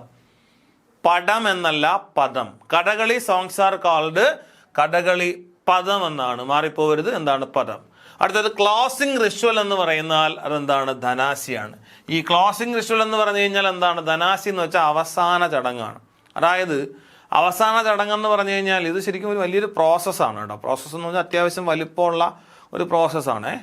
Next, in April 2023 Airoor Kathakali gramam in Pathanamthitta was renamed as Airoor Kara VS gazette notification എന്ന് പറഞ്ഞാൽ നമുക്കറിയാം ഐരൂർ എന്ന് പറഞ്ഞാൽ ഇത് ഒരു കഥകളി ഗ്രാമമാണ്. സ്ഥലത്തിൻ്റെ പേര് മറക്കണ്ട, ഐരൂരാണ്. ഈ ഐരൂർ ഏത് ജില്ലയിലാണെന്ന് ചോദിച്ചാൽ പത്തനംതിട്ടയിലാണ്. ഈ പത്തനംതിട്ടയിലുള്ള ഈ കഥകളി ഗ്രാമം, അതായത് ഐരൂർ കഥകളി ഗ്രാമത്തിന് ഐരൂർ കര എന്നാണ് എന്ത് ചെയ്യുന്നത് നമ്മൾ ഈ പുതിയ പേര്. അപ്പം ഐരൂർ കര എന്ന് പറഞ്ഞു കഴിഞ്ഞാൽ ഐരൂർ എന്ന് പറഞ്ഞ സ്ഥലമാണ്. അതിനെ പുതിയ ഒരു പേരിലേക്ക് ഗസറ്റിൽ പേര് കൊടുത്തിരിക്കുന്നത് ഐരൂർ കര എന്നാണ്. കഥകളി ഗ്രാമമായിട്ട് നമ്മൾ മനസ്സിൽ പറയണം. അപ്പോൾ തിരനോട്ടം എന്താണെന്നറിയാം, കഥകളിയിലെ പദം എന്താണെന്ന് ചോദിച്ചാൽ അതറിയാം, അവസാനിക്കുന്നത് എന്താണെന്ന് ചോദിച്ചാൽ അറിയാം, പിന്നെ ഐരൂർ കര എന്നുള്ള പേര് എങ്ങനെ വന്നു എന്നുള്ളത് നമ്മൾ ക്ലാസ്സിൽ പറഞ്ഞു. മക്കളെ, ഇനിയാണ് ഈ ക്ലാസ്സിലെ ഏറ്റവും പ്രധാനപ്പെട്ട കാര്യമാണ് നമ്മളിനി ഓരോന്നായിട്ട് പഠിക്കാൻ പോകുന്നത്. ഓക്കെ ആണല്ലോ? എല്ലാവരും ഒന്ന് നോക്കിയേ. നമ്മൾ ഈ പറയുന്ന അനുസരിച്ച് ഇതാണ് കഥകളിയിലെ കംപ്ലീറ്റ് ചടങ്ങ്. കഥകളിയിലെ ചടങ്ങുകളെന്ന് പറഞ്ഞാൽ കേളികൊട്ട്, അരങ്ങുകേളി, തോടയം, വന്ദന ശ്ലോകം, പുറപ്പാട്, മേളപ്പദം, കഥാഭിനയം, ധനാശി. ഒന്നും കൂടെ: കേളികൊട്ട്, അരങ്ങുകേളി, തോടയം, വന്ദന ശ്ലോകം, പുറപ്പാട്, മേളപ്പദം, കഥാഭിനയം, ധനാശി. ഓക്കെ ആണ്. അപ്പൊ ഇതില് കേളികൊട്ട്, അരങ്ങുകേളി, തോടയം, വന്ദന ശ്ലോകം, പുറപ്പാട്, മേളപ്പദം, കഥാഭിനയം, ധനാശി. ഇതിൽ ചോദ്യം വരാൻ ഇടയുള്ളത് ഒന്നോ രണ്ടോ രീതിയിൽ നമുക്ക്, അതായത് നമുക്ക് ക്രമം തെറ്റിച്ച് തരാം, അല്ലെങ്കിൽ ഇതിന് പകരം മറ്റൊരു വേർഡ് റീപ്ലേസ് ചെയ്യാം. ശരിയായിട്ടുള്ള വേർഡ് ഏതാണെന്നോ അങ്ങനെ എന്ത് വേണമെങ്കിലും ചോദിക്കാം. നമ്മൾ ഒരു കഥകളി കാണാൻ പോവാണ് ക്ലാസ്സിൽ. ആ കഥകളി കാണാൻ പോവുകയാണെങ്കിൽ അതെങ്ങനെയായിരിക്കണം എന്നുള്ളതാണ് ഈ ചടങ്ങുകളിലൂടെ നമ്മൾ നോക്കാൻ പോകുന്നത്. അതിൽ കേളികൊട്ടെടുക്കാം. മക്കളെ, കേളികൊട്ടെന്ന് പറഞ്ഞാൽ ശ്രദ്ധിച്ച് കേട്ടോ, ഞാൻ ഓൾറെഡി പറഞ്ഞു അനൗൺസ്മെൻ്റ് ആണ്. ഇന്ന് കഥകളി ഉണ്ട് എന്നുള്ള വിവരം നാട്ടുകാരെ അറിയിക്കുന്നതിന് വേണ്ടി നടത്തുന്ന ചടങ്ങാണ്. ആദ്യ ചടങ്ങ് അനൗൺസ്മെൻ്റ് ആണ്. അത് മാത്രമല്ല, ചെണ്ടയാണ് പ്രധാനമായിട്ട് നമ്മൾ ഉപയോഗിക്കുന്നത്. സാധാരണ സന്ധ്യയ്ക്ക് മുമ്പാണ് ഈ ചടങ്ങ് നടത്താറുള്ളത്. ഓക്കെ ആണേ? കിട്ടുവേ? അടുത്തത് അരങ്ങുകേളി. അരങ്ങുകേളിയെ നമ്മൾ ഗണപതി കൈ, ഗണപതി താളം, അതുപോലെ കേളി കൈ, ഇങ്ങനെയുള്ള പല പേരുകളിൽ വിളിക്കും. പ്രാർത്ഥനയാണ് ഇതിൽ, പ്രധാനമായും പ്രാർത്ഥനയാണ്. ഗണപതിക്കൊരു പ്രാർത്ഥനയാണ്. ഇതിൽ പ്രധാനമായിട്ട് നമ്മൾ ഉപയോഗിക്കുന്ന വാദ്യം ചോദിച്ചാൽ അത് ഏതാണ്? മദ്ദളമാണ്. ഏതാണ്? മദ്ദളമാണ്. മാറിപ്പോവരുത്, മദ്ദളമാണ്. ആദ്യം ചെണ്ട, ഇത് കഴിഞ്ഞാൽ മദ്ദളം, അത് കഴിഞ്ഞാൽ തോടയമാണ്. തോടയം എന്ന് പറഞ്ഞു കഴിഞ്ഞാൽ ഈ ഒരു തിരശീല രണ്ട് പേര് പിടിക്കും. ഒരു സൈഡിൽ ഒരാൾ പിടിക്കും, ഒരു സൈഡിൽ ഒരാൾ പിടിക്കും. പിടിക്കുമ്പോൾ ആ പിടിച്ചതിൻ്റെ പുറകിലേക്ക് ഒരാൾ കഥകളി വേഷം കെട്ടി വരും. ആ കഥകളി വേഷം കെട്ടി വന്ന് നിന്നിട്ട് കൈ കൊണ്ട് കൈമുദ്രകൾ, കാല്, പിന്നെ മുഖത്തിൻ്റെ കുറച്ച് ഭാഗം, ഇത് മാത്രമേ പുറത്ത് കാണുകയുള്ളൂ. അവിടെ നടത്തുന്നതും പ്രാർത്ഥനയാണ്. ഇതാണ് നമ്മൾ വിളിക്കുന്ന തോടയം എന്ന് വിളിക്കുന്നത്. ഈ തോടയം ഇങ്ങനെ നിൽക്കുമ്പോൾ തന്നെ വന്ദന ശ്ലോകം എന്ന് പറഞ്ഞൊരു പരിപാടി എന്ത് ചെയ്യും? ഇവിടെ ആരംഭിക്കും. വന്ദന ശ്ലോകം എന്ന് പറഞ്ഞാൽ പാട്ട് പാടുന്ന ആളുണ്ട്. ആ പാട്ട് പാടുന്ന ആളിനെ നമ്മൾ വിളിക്കുന്ന പേര് പൊന്നാനി എന്നാണ്. എന്താ വിളിക്കുന്നത്? പൊന്നാനി. ആ പൊന്നാനിയുടെ കൂടെ ഒരാളുണ്ടാവും, ആ ആളിനെ വിളിക്കുന്ന ശിങ്കിടി എന്നാണ് വിളിക്കുന്നത്. ശിങ്കിടി. പൊന്നാനി ഉണ്ടാവും, ശിങ്കിടി ഉണ്ടാവും. ആ പൊന്നാനി ശിങ്കിടി ഉണ്ടാവും. അവർ എന്ത് ചെയ്യും? പ്രാർത്ഥനാ രൂപത്തിൽ എന്ത് ചെയ്യും? പാട്ടുകൾ പാടും. ഇതിനെ വിളിക്കുന്ന പേരാണ് വന്ദന ശ്ലോകം. അപ്പോഴും കർട്ടൻ പിടിച്ചിരിക്കുകയാണ്, തിരശീല പിടിച്ചിരിക്കുകയാണ്. അത് കഴിഞ്ഞാലാണ് ഏത്? മേളപ്പദം. മേളപ്പദം എന്ന് പറയുമ്പോൾ അടുത്ത് കേൾക്കുക, ഈ പറയുന്ന അനുസരിച്ച്, അതായത് വന്ദന ശ്ലോകം കഴിഞ്ഞ് പുറപ്പാട് പറഞ്ഞില്ലേ? പുറപ്പാടെന്ന് പറഞ്ഞു കഴിഞ്ഞാൽ ഇതെടുത്ത് മാറ്റി കൊടുക്കും, തിരശീല മാറ്റി കൊടുക്കും. പിന്നെയാണ് ആ സമയത്താണ് നമ്മൾ ഈ ഒരാളിനെ അവിടെ കാണുന്നത്. ശരിക്കും ആ ആളിനെ അവിടെ പുറപ്പാടിൽ നമ്മൾ കാണുന്ന ആ ആള് പ്രധാനമായും കഥ അഭിനയിക്കുന്ന ആളായിരിക്കില്ല. പറയുന്നത് എന്തായിരിക്കും എന്നറിയാവോ? അയാൾ എന്തായിരിക്കും എന്ന് ചോദിച്ചാൽ അയാൾ ജൂനിയർ അവതാരകനായിരിക്കും. ജൂനിയർ അവതാരകരെ നമ്മൾ വിളിക്കുന്ന, കഥകളിയിൽ വിളിക്കുന്ന പേര് കുട്ടിത്തരം കളിക്കാരെന്നാണ്. കുട്ടിത്തരം കളിക്കാരെന്ന് വെച്ചാൽ അവർ പഠിച്ചിറങ്ങിയതേ ഉള്ളൂ. അവർ പദം വരിക എന്ന് വെച്ച് കഴിഞ്ഞാൽ എക്സ്പേർട്ട് ആവാൻ സമയമെടുക്കും. അപ്പം അങ്ങനെയുള്ള ആൾക്കാരൊക്കെയാണ് ഈ പുറപ്പാടിൽ വരുന്നത് കേട്ടോ. അപ്പോൾ ഇതാണ് പ്രധാനമായിട്ട് നമ്മൾ അപ്പോഴാണ് ശരിക്കും വേഷം കെട്ടിയ ഒരാളിനെ നമ്മൾ ശരിക്കും അവിടെ കാണുന്നത്. അടുത്തത് മേളപ്പദമാണ്. മേളപ്പദമാണ് ഇതിനകത്ത് ഏറ്റവും രസം എന്ന് പറഞ്ഞു കഴിഞ്ഞാൽ ഈ മേളക്കാർ എല്ലാ വാദ്യങ്ങളും ഉപയോഗിക്കുന്നവരെല്ലാം കൂടെ ചേർന്ന് നടത്തുന്ന ഒരു അഭ്യാസ പ്രകടനമാണ് ഏത്? മേളപ്പദം. മേളപ്പദത്തിനകത്ത് നിങ്ങളൊന്ന് ആലോചിക്കുക, അതിൽ ഇങ്ങനെ ഒരു പറയുന്നൊരു കാര്യമുണ്ട്. മഞ്ജൂതര കുഞ്ചതള എന്ന് പറയുന്ന രീതിയിൽ ആരംഭിക്കുന്ന ഒരു അഷ്ടപതി ഉണ്ട്. എന്ത് രസമാണെന്ന് കേൾക്കാൻ. ആ പറയുന്ന അഷ്ടപതി എന്ത് ചെയ്യുന്നു? കാര്യമായി പാടിയെടുക്കുന്നൊരു പരിപാടിയുണ്ട്. കാര്യമായിട്ട് പാടുന്നുണ്ട്. അത് മാത്രമല്ല ചമ്പാ താളത്തിൽ 40, 20, 10 എന്നുള്ള ലെവലിൽ എന്ത് ചെയ്യുന്നുണ്ട്? അതിനകത്ത് പല അക്ഷരകാലങ്ങളായിട്ട് ഈ പറയുന്ന അനുസരിച്ച് വായിക്കുന്നുണ്ട്. അപ്പോൾ ഇതെല്ലാം നടക്കുന്നത് മേളപ്പദത്തിലാണ്. വളരെ വളരെ രസങ്ങളാണ് ഈ മേളപ്പദം എന്ന് വെച്ച് കഴിഞ്ഞാൽ. ഇവരിങ്ങനെ അഭ്യാസം കാണിക്കുകയാണ്. ഇടയ്ക്കിടയ്ക്ക് കൊട്ടി അങ്ങ് കയറ്റും, ഇടയ്ക്ക് കൊട്ടി ഇറക്കും. ഇത് കാര്യങ്ങളെല്ലാം നടക്കുന്നത് എവിടെയാണ്? മേളപ്പദത്തിലാണ്. അടുത്തത് കഥാഭിനയമാണ്. ഇത് ശരിക്കും പറഞ്ഞാൽ ഇതുവരെയും കഥ തുടങ്ങിയിട്ടില്ല. കഥകളി തുടങ്ങിയിട്ടില്ല. കഥകളി തുടങ്ങുന്ന സ്ഥലമാണ് ഏത്? കഥാഭിനയം. ഞാൻ റിപ്പീറ്റ് ചെയ്യുന്നു, കഥാഭിനയം. അവിടെയാണ് ഈ വേഷം കെട്ടിയവർ, ചിലപ്പോൾ 2 or 3 പേരുണ്ടാവും, ചിലപ്പോൾ അതിൽ കൂടുതൽ ആൾക്കാരുണ്ടാവും. ഈ വേഷം കെട്ടിയവർ വന്ന് സ്ത്രീ വേഷവും പുരുഷ വേഷവും അല്ലെങ്കിൽ കത്തി, താടി, പച്ച, കത്തി, ഇതെല്ലാം നമ്മൾ കാണുന്നത് ഇവിടെയാണ്. അവർ വന്ന് നിന്നിട്ടാണ് ശരിക്കുള്ള കഥ അഭിനയിപ്പ്. ഇതിനെയാണ് നമ്മൾ എന്ത് വിളിക്കുന്നത്? കഥാഭിനയം എന്ന് വിളിക്കുന്നത്. ഈ കഥാഭിനയത്തിലെ കഥ ഇങ്ങനെ അവതരിപ്പിച്ച് കഴിഞ്ഞാൽ പിന്നീട് ഇതിൽ ഏറ്റവും അവസാനം ഒരാൾ മാത്രമേ ഉണ്ടാവും.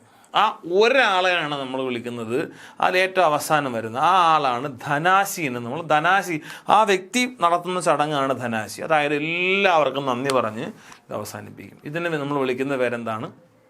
ധനാശി എന്നാണ്. ഓക്കെയാണ്. ഇനി അടുത്തൊരു കോസ്റ്റ്യൂംസ് ഓഫ് കഥകളിയാണ് നമ്മൾ നോക്കുന്നത്. അപ്പോൾ അതിന് മുമ്പ് 1 മിനിറ്റ് നമ്മൾ ഒന്നുകൂടെ നോക്കി പോകാൻ പോവാണ്. കേളികൊട്ട് എന്താണെന്ന് അറിയാമല്ലോ, നമുക്കറിയാം. അനൗൺസ്മെൻ്റ് ആണ്, ചെണ്ടയാണ്. അരങ്ങുകേളി എന്താണെന്നറിയാം. മദ്ദളാണ് പ്രധാനമായിട്ട്. ഗണപതിക്ക് കൊടുക്കുന്ന പ്രാർത്ഥനയാണ്. തോടയം തിരശീല പിടിച്ചുകൊണ്ട് അതിൻ്റെ പുറകിൽ നിന്ന് വരുന്നു. വന്ദന ശ്ലോകം പാട്ടുകാർ പൊന്നാനിയും ശിങ്കിടിയും ചേർന്ന് പ്രാർത്ഥന നടത്തുന്നു. പുറപ്പാടാണ് ശരിക്കും, ഇത് ഓപ്പണിംഗ് ആണ്. ശരിക്കും ആ സമയത്താണ് നമ്മൾ ഈ തിരശീല മാറ്റി കൊടുക്കുന്നത്. മേളപ്പുറം എന്ന് പറഞ്ഞു കഴിഞ്ഞാൽ മേളക്കാർ, വാദ്യം ഉപയോഗിക്കുന്നവരുടെ പ്രാർത്ഥനയും അല്ലെങ്കിൽ അവരുടെ അഭ്യാസമാണ്. കഥാഭിനയമാണ് മെയിൻ കഥ. അതിൻ്റെ ഏറ്റവും അവസാനം നടക്കുന്ന ചടങ്ങിൻ്റെ പേരാണ് ധനാശി. മക്കളെ ഇത്രയും കാര്യങ്ങൾ കിട്ടണം കേട്ടോ. നെക്സ്റ്റ് നമ്മൾ പോകുന്നത് കോസ്റ്റ്യൂംസ് ഓഫ് കഥകളിയിലേക്കാണ്. കഥകളിയിലെ പ്രധാനപ്പെട്ട കോസ്റ്റ്യൂംസ് ഏതൊക്കെയാണെന്നുള്ളതാണ് നോക്കുക. പറയുന്നത് പച്ച, കത്തി, കരി, താടി, മിനുക്ക്, പഴുപ്പ്. ഈ കാണുന്ന ഇത്രയും ഉണ്ട്. സാധാരണ നിങ്ങൾ ഈ പച്ച, കത്തി, കരി, താടി, മിനുക്ക് വരെ പറയുള്ളൂ, പക്ഷെ പഴുപ്പ് പറയൂല. പഴുപ്പും ഇതിനകത്ത് പ്രധാനപ്പെട്ട ഒരു വേഷമാണെന്നുള്ളത് ഓർമ്മിപ്പിക്കുകയാണ്. ഇതെല്ലാം വളരെ പ്രധാനമായിട്ടും വരുന്നതാണ് കേട്ടോ. ഇനി കേൾക്കുക. ഇതിൽ പച്ച ഓക്കെയാണ്. കത്തിക്ക് നമുക്ക് 2 രീതിയിൽ പറയും. ഒന്ന് നെടുങ്കത്തി എന്നും പറയും, കുറുങ്കത്തി എന്നും പറയും. അതായത് കത്തി എന്ന വേഷത്തിന് നമ്മൾ 2ആയിട്ട് പറയും. ഒന്നിനെ വിളിക്കുന്ന പേര് നെടും കത്തി, ഒന്നിനെ വിളിക്കുന്ന പേര് കുറും കത്തി. മാറിപ്പോവരുത്, നെടുങ്കത്തി, കുറുങ്കത്തി. അടുത്തത് കരി, താടി, മിനുക്ക്, പഴുപ്പ് എന്ന് പറഞ്ഞു. അതിനകത്ത് താടിയുണ്ട്. താടിയുള്ളത് കറുത്തത്, ചുവന്നത്, പിന്നെന്ത്? വെളുത്തത്. ഈ 3 തരം താടികൾ ഇതിനകത്തുണ്ട്. മാറിപ്പോവരുത്. കറുത്ത താടി, ചുവന്ന താടി, വെളുത്ത താടി. ഈ കാണുന്നത് ഇതിനകത്തുണ്ട് കേട്ടോ. നെക്സ്റ്റ് നോക്കുക. ഇതിനകത്ത് പറയപ്പെടുന്നത് പ്രധാനമായിട്ടും ഓരോരുത്തർ നമ്മൾ ഈ സമയങ്ങളിൽ വരുന്ന വ്യത്യാസങ്ങളാണ് ഇതിനകത്ത് ഈ ക്യാരക്ടേഴ്സായിട്ട് മാറുന്നത്. അപ്പോൾ അതിൽ ഈ ഏതൊക്കെ വേഷം ആർക്കൊക്കെയാണെന്നുള്ളതാണ് പറയുന്നത്. പച്ച എന്ന് പറഞ്ഞാൽ ഗ്രീൻ എന്നിവിടെ പറയുന്നുണ്ട്, represents Noble characters. Noble characters എന്ന് പറഞ്ഞു കഴിഞ്ഞാൽ നമുക്ക് എന്ത് പറയാനാണ്, ഒരു എന്താണ്, സത്യസന്ധമായിട്ടുള്ള ക്യാരക്ടേഴ്സ് എന്നൊക്കെ പറയില്ല, അതുപോലെയുള്ള കാര്യങ്ങളാണ് നോബിൾ ക്യാരക്ടേഴ്സ്. ശ്രീകൃഷ്ണ, ശ്രീരാമ, ലക്ഷ്മണ, ദേവാസ്, ദേവന്മാർ എന്നൊക്കെ പറയുന്നതാണ്. അപ്പോൾ ഈ കൃഷ്ണനാണെങ്കിലും രാമനാണെങ്കിലും ലക്ഷ്മണനാണെങ്കിലും ദേവന്മാരൊക്കെ കടന്നു വരുന്നത് ഏത് വേഷത്തിലായിരിക്കും? പച്ച എന്ന് പറയുന്ന വേഷത്തിലായിരിക്കും. എന്നാൽ കത്തി എന്ന് പറഞ്ഞു കഴിഞ്ഞാൽ, ശരിക്കും കത്തി എന്ന് പറഞ്ഞു കഴിഞ്ഞാൽ വേറെ ഒന്നുമില്ല, നമ്മുടെ ഈ പുരിക ഉണ്ടല്ലോ, പുരികം, ഈ പുരികത്ത് ഇങ്ങനെ വരച്ചിട്ട് ഇതിനെ നീട്ടി വരച്ചാൽ അത് നെടുങ്കത്തി. ഇതിൻ്റെ അഗ്രം ഇങ്ങനെ അകത്തോട്ട് വളഞ്ഞിരുന്നാൽ അതിനെ എന്ത് വിളിക്കും? കുറുങ്കത്തി എന്ന് വിളിക്കും. ഇതാണ് ഇതിൻ്റെ പ്രത്യേകത. ഇത് ഓരോന്നിനും ഓരോ കാര്യങ്ങൾ പറയുന്നുണ്ട്. അതിൽ പറയുന്ന അനുസരിച്ച് ഈവിൽ ക്യാരക്ടേഴ്സിനാണ് ഇത് കൊടുക്കുന്നത് എന്ന് പറയുന്നത്, ദുഷ്ടകഥാപാത്രങ്ങൾക്കാണ്. എക്സാമ്പിൾ രാവണൻ, കീചകൻ, കംസൻ തുടങ്ങിയിട്ടുള്ള ആളുകളെയൊക്കെയാണ് നമ്മൾ കത്തി വേഷത്തിൽ എന്ത് ചെയ്യുന്നത്? റെപ്രസെൻ്റ് ചെയ്യുന്നത് കേട്ടോ, മറന്നു അല്ലേ. അടുത്തത് കരി എന്ന് പറഞ്ഞാൽ ബ്ലാക്ക് ആണ്. അത് കരി എന്ന് വെച്ചാൽ കറുത്ത് എന്നുള്ളതാണ്. അതിൽ പറയുന്നത് ഡിമോണിക് അല്ലെങ്കിൽ രാക്ഷസരായിട്ടുള്ള ക്യാരക്ടേഴ്സിനെയാണ് പൂതന, താത്തക, അതുപോലെ ചണ്ടാല തുടങ്ങിയിട്ടുള്ള ക്യാരക്ടേഴ്സിനൊക്കെയാണ് നമ്മൾ കരി കൊടുക്കുന്നത്. മിനുക്ക് എന്ന് പറഞ്ഞു കഴിഞ്ഞാൽ റേഡിയൻ്റ് ആയിട്ടുള്ള ക്യാരക്ടേഴ്സിനെയാണ്. ഇപ്പോൾ എക്സാമ്പിൾ പറഞ്ഞു കഴിഞ്ഞാൽ നമ്മളിപ്പോൾ ഇതിനകത്ത് പറയുന്നുണ്ട് റെപ്രസെൻറ്റേറ്റീവ് വുമൺ ആൻഡ് സേജസ് എന്ന് കൊടുത്തിരിക്കുകയാണ്. അതായത് ഈ പറയുന്ന അനുസരിച്ച് പ്രധാന സ്ത്രീ കഥാപാത്രങ്ങൾ, അതുപോലെ തന്നെ ഈ മുനിമാര്, സന്യാസിമാർ തുടങ്ങിയിട്ടുള്ള ആളുകൾക്കൊക്കെ കൊടുക്കുന്നത് ഇങ്ങനെയാണ്. ഈ മിനുക്കെന്ന് പറഞ്ഞ വേഷം എന്താണെന്നറിയാമോ? നമ്മൾ ഈ തലയിൽ നമ്മൾ ഡാൻസ് ഫോംസിനൊക്കെ വെക്കുന്ന ഒരു റൗണ്ട് ഷേപ്പിൽ നമ്മളെ വട പോലെ ഇരിക്കുന്ന ഒരു സാധനമുണ്ട്. ആ വട എടുത്ത് തലയിൽ വെക്കും, വലുപ്പമുള്ളതാണ്. എന്നിട്ട് അതിൽ നമ്മൾ പട്ട് വസ്ത്രം, അതായത് മഞ്ഞ കളറോ അല്ലെങ്കിൽ വൈറ്റ് കളറോ ഒക്കെ ആയിരിക്കും, ആ പട്ട് വസ്ത്രം കൊണ്ട് നമ്മളിങ്ങനെ തല ഇങ്ങനെ മറച്ചിട്ടിരിക്കും. ഇതിനെയാണ് നമ്മൾ എന്ത് വിളിക്കുന്നത്? നമ്മൾ ഈ പറയുന്ന അനുസരിച്ച് ഇങ്ങനൊരു കാര്യം വിളിക്കാറുള്ളത്. എന്ത് വിളിക്കാറുള്ളത്? ഈ മുനീസ് എന്ന് വിളിക്കുക. അപ്പോൾ അതിനാണ് മിനുക്ക് എന്ന് വിളിക്കുന്നത് കേട്ടോ. അപ്പോൾ അടുത്തത് കഥകളി മ്യൂസിക്കിനെ കുറിച്ചാണ് നമ്മൾ ഇനി എന്ത് ചെയ്യാൻ പോണത്, പറയാൻ പോണത്. കേൾക്കുക. Story lies in expressed through slogans എന്നാണ് ഇതിനകത്ത് പറയുന്നത്. അതായത് ഇതിൻ്റെ സ്റ്റോറി ലൈൻ പോകുന്നത്, അതായത് കഥാ നിലപൊക്കൊണ്ടിരിക്കുന്നത് എങ്ങനെയാണ്? ശ്ലോകത്തിലൂടെയാണ്, അത് സംസ്കൃതത്തിലൂടെയാണ്. എന്നാൽ അതിലെ പദങ്ങൾ, അതായത് അതിൽ പാടപ്പെടുന്നത് എങ്ങനെയാണ്? മലയാളത്തിലാണ് അതിലെ പദങ്ങൾ പറയപ്പെടുന്നത് എന്നുള്ളതാണ്. പദമാണ് പദം. നെക്സ്റ്റ്, മെയിൻ രാഗാസ് സാമന്ത, മലഹരി, ഇന്താളം, പുരനീർ, അതുപോലെ മരണനാസി, ഗാന്ധാരം. ഈ പറയുന്നതാണ് പ്രധാനമായും കഥകളിയിൽ നമ്മൾ ഉപയോഗിക്കുന്ന രാഗങ്ങൾ. ഒന്നുകൂടെ പറയാണ്: സാമന്ത, മലഹരി, ഇന്താളം, പുരനീർ, അതുപോലെ മാരനാസി, അതുപോലെ ഗാന്ധാരം. ഈ പറയുന്നതാണ് പ്രധാനമായും കഥകളിയിലെ രാഗങ്ങൾ. നെക്സ്റ്റ്, മെയിൻ രാഗങ്ങൾ ഏതൊക്കെയാണെന്ന് നോക്കി അടുത്ത നമ്മൾ മെയിൻ താളങ്ങൾ ഏതൊക്കെയാണെന്ന് നോക്കുകയാണ്. മെയിൻ താളാസ് നോക്കുക: ചെമ്പടത്താളം, അടുത്തുപോലെ പഞ്ചാരി താളം, അടുത്തത് മുറിയാടണ്ട താളം, അത് കഴിഞ്ഞാൽ ആടണ്ട താളം, അടുത്തതാണെങ്കിലോ ഏത് ത്രിപുടാ താളം, അടുത്തത് ചമ്പാ താളം, അടുത്തത് ഏകം അല്ലെങ്കിൽ ഏക. ഈ കാണുന്നതാണ് പ്രധാനമായും നമ്മൾ ഉപയോഗിക്കുന്ന താളങ്ങൾ. അപ്പൊ രാഗങ്ങൾ ഏതൊക്കെയാണെന്നറിയാം, പ്രധാനമായിട്ട് ഉപയോഗിക്കുന്ന താളങ്ങൾ ഏതാണെന്നും പറഞ്ഞു. അടുത്തത് മെയിൻ പെർക്യൂസഷൻ ഇൻസ്ട്രുമെന്റ്സ് ചെണ്ട, മദ്ദളം, ചേങ്ങില, ഇലത്താളം എന്നിവിടെ പറയുന്നു. ഏറ്റവും പ്രധാനമായിട്ട് നമ്മൾ ഉപയോഗിക്കുന്ന ഈ ഉപകരണങ്ങൾ ചെണ്ട, മദ്ദളം, ചേങ്ങില, ഇലത്താളം എന്നിവയാണ്. ഇടയ്ക്കാണെങ്കിലും ശംഖാണെങ്കിലും നമ്മൾ പ്രധാനമായിട്ടും ഇതിനകത്ത് ഒരു ചെറിയ പോർഷനിൽ മാത്രമാണ്, പ്രത്യേകിച്ച് മഞ്ജൂതര, കുഞ്ചതള എന്ന് പറയുന്ന ഭാഗത്ത് മാത്രമാണ് നമ്മൾ ഇടയ്ക്ക് ഉപയോഗിക്കുന്നത്. അപ്പോൾ അതൊക്കെ കൊണ്ടാണ് നമ്മൾ ഇതിനകത്ത് ഇങ്ങനെയുള്ള കാര്യം പ്രധാനമായിട്ടും പറയുന്നത്. അപ്പോൾ സ്റ്റോറി ലൈനിനെ നമ്മൾ സ്ലോഗാസ് എന്ന് സംസ്കൃതത്തിൽ പറയും. അതിലുള്ള പദം എന്ന് നമ്മൾ മലയാളത്തിൽ പറയും. മെയിൻ രാഗങ്ങളാണെങ്കിൽ ഏതൊക്കെയാണെന്നുള്ളത് പറഞ്ഞു. സാമന്ത, മലഹരി ഉണ്ട്, ഇന്താളമുണ്ട്, പുരനീറുണ്ട്, മരണാസി ഉണ്ട്, ഗാന്ധാരം ഉണ്ട്. താളങ്ങളാണെങ്കിൽ ചെമ്പട, പഞ്ചാരി, അതുപോലെ മുറിയാടണ്ട, അടണ്ട, ത്രിപുര, ചമ്പട, ഏക തുടങ്ങിയിട്ടുള്ള കാര്യങ്ങൾ പറഞ്ഞു. മെയിൻ പെർക്യൂസസ് ഇൻസ്ട്രുമെന്റ്സ് ഏതൊക്കെയാണ്, പ്രധാനപ്പെട്ട ഇൻസ്ട്രുമെന്റ്സ് ഏതൊക്കെയാണെന്ന് ചോദിച്ചു കഴിഞ്ഞാൽ ചെണ്ട, മദ്ദളം, ചേങ്ങില, ഇലത്താളം എന്നുള്ള കാര്യം കൂടെ നമ്മൾ ഇതിനകത്ത് പറയുന്നുണ്ട് കേട്ടോ. നെക്സ്റ്റ് നമ്മൾ പോവാണ് ബാക്ക്ഗ്രൗണ്ട് മ്യൂസിക് ടീം എന്നിവിടെ പറയുന്നുണ്ട്.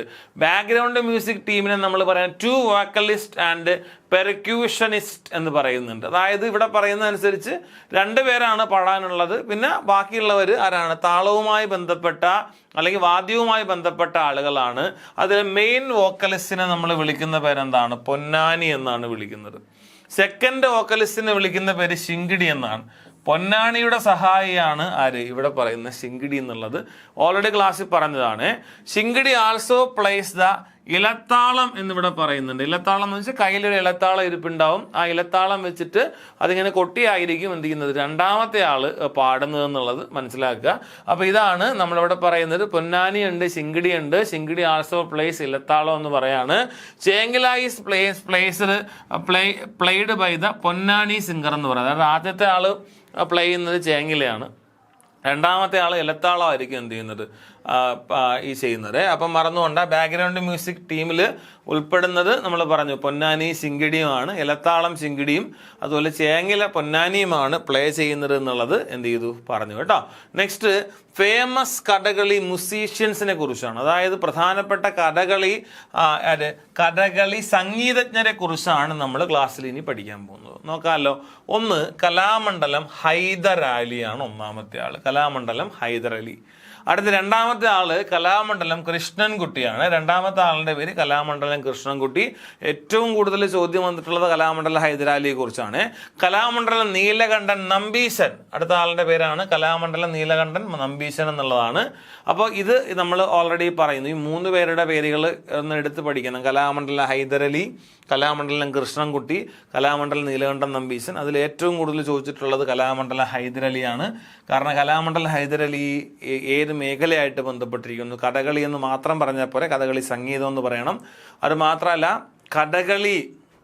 കഥകളിയിൽ നമ്മൾ പറയുന്ന ഒരു പ്രധാനപ്പെട്ട ടെക്സ്റ്റ് ഉണ്ട്. ആ പുസ്തകം അതാണ് ഓർത്താൽ വിസ്മയം. ആരുടെ ആത്മകഥയാണെന്ന് ചോദിച്ചാൽ അത് കലാമണ്ഡലം ഹൈദരാലിയുടെ ഓർത്താൽ വിസ്മയം. മറന്നുകൊണ്ടാണ് നമ്മൾ പിന്നീട് പഠിക്കും കേട്ടോ. അപ്പോൾ അടുത്ത് നമ്മൾ പറയുകയാണ് എമിനന്റ് കഥകളി ആർട്ടിസ്റ്റസ് ആരൊക്കെയാണെന്ന് നോക്കുക. പ്രധാനപ്പെട്ട കഥകളി കലാകാരന്മാർ ആരൊക്കെയാണെന്ന് നോക്ക്. ഒന്ന് ഈഞ്ചക്കാട് രാമചന്ദ്രൻ പിള്ള. ഒന്ന് കേൾക്കുക, ഈഞ്ചക്കാട് രാമചന്ദ്രൻ പിള്ള എന്നുള്ളത് ഇവിടെ പറയാണ്. അപ്പോൾ ഇദ്ദേഹത്തിന് greatest living exponent of southern Kathakali, തെക്കൻ കഥകളി സമ്പ്രദായമായിട്ട് ബന്ധപ്പെടുന്ന ഏറ്റവും പ്രധാനപ്പെട്ട വ്യക്തിയാണ് ഇഞ്ചക്കാട് രാമചന്ദ്രൻ പിള്ള എന്നുള്ളത്.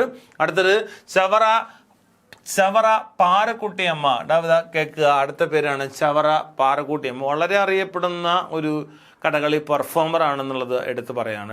അടുത്ത കേൾക്കോ, കലാമണ്ഡലം ഗോപി. ഏറ്റവും കൂടുതൽ ചോദിച്ചിട്ടുള്ള അടുത്ത പേരാണ് കലാമണ്ഡലം ഗോപി എന്നിവിടെ പറയുന്നുണ്ട്. ഐക്കോണിക് ഫിഗർ ആണ് എന്നുള്ളത് പറയപ്പെടുന്നുണ്ട്. Regarded as the one of the finest actors after Kalamandalam Krishnan Nair and Kalamandalam Ramankutty Nair എന്ന് ഇവിടെ പറയുന്നുണ്ട്. അപ്പോൾ ഏറ്റവും കൂടുതൽ അറിയപ്പെടുന്ന എങ്ങനെയാണ്, ഇതാ കേൾക്കുക, കല്ല് വഴിച്ചിട്ട ഏറ്റവും പ്രധാനമായിട്ട് എന്ത് ചെയ്തു, പോപ്പുലറൈസർ ചെയ്തിട്ടുള്ളത് ആരാണ്, കലാമണ്ഡലം ഗോപിയാണ്. മാറിപ്പോകരുത്, കലാമണ്ഡലം ഗോപിയാണ്. അടുത്തത് excelled the almost all roles but especially in pacha roles എന്ന് പറയുന്നുണ്ട്. പച്ച എന്ന് പറയുന്ന ക്യാരക്ടേഴ്സിൽ ഏറ്റവും കൂടുതൽ പ്രധാനമായിട്ടും ഇദ്ദേഹം വന്നിട്ടുണ്ട്. അടുത്തത് ഹിസ് പെർഫോമൻസ് ആസ് നളൻ.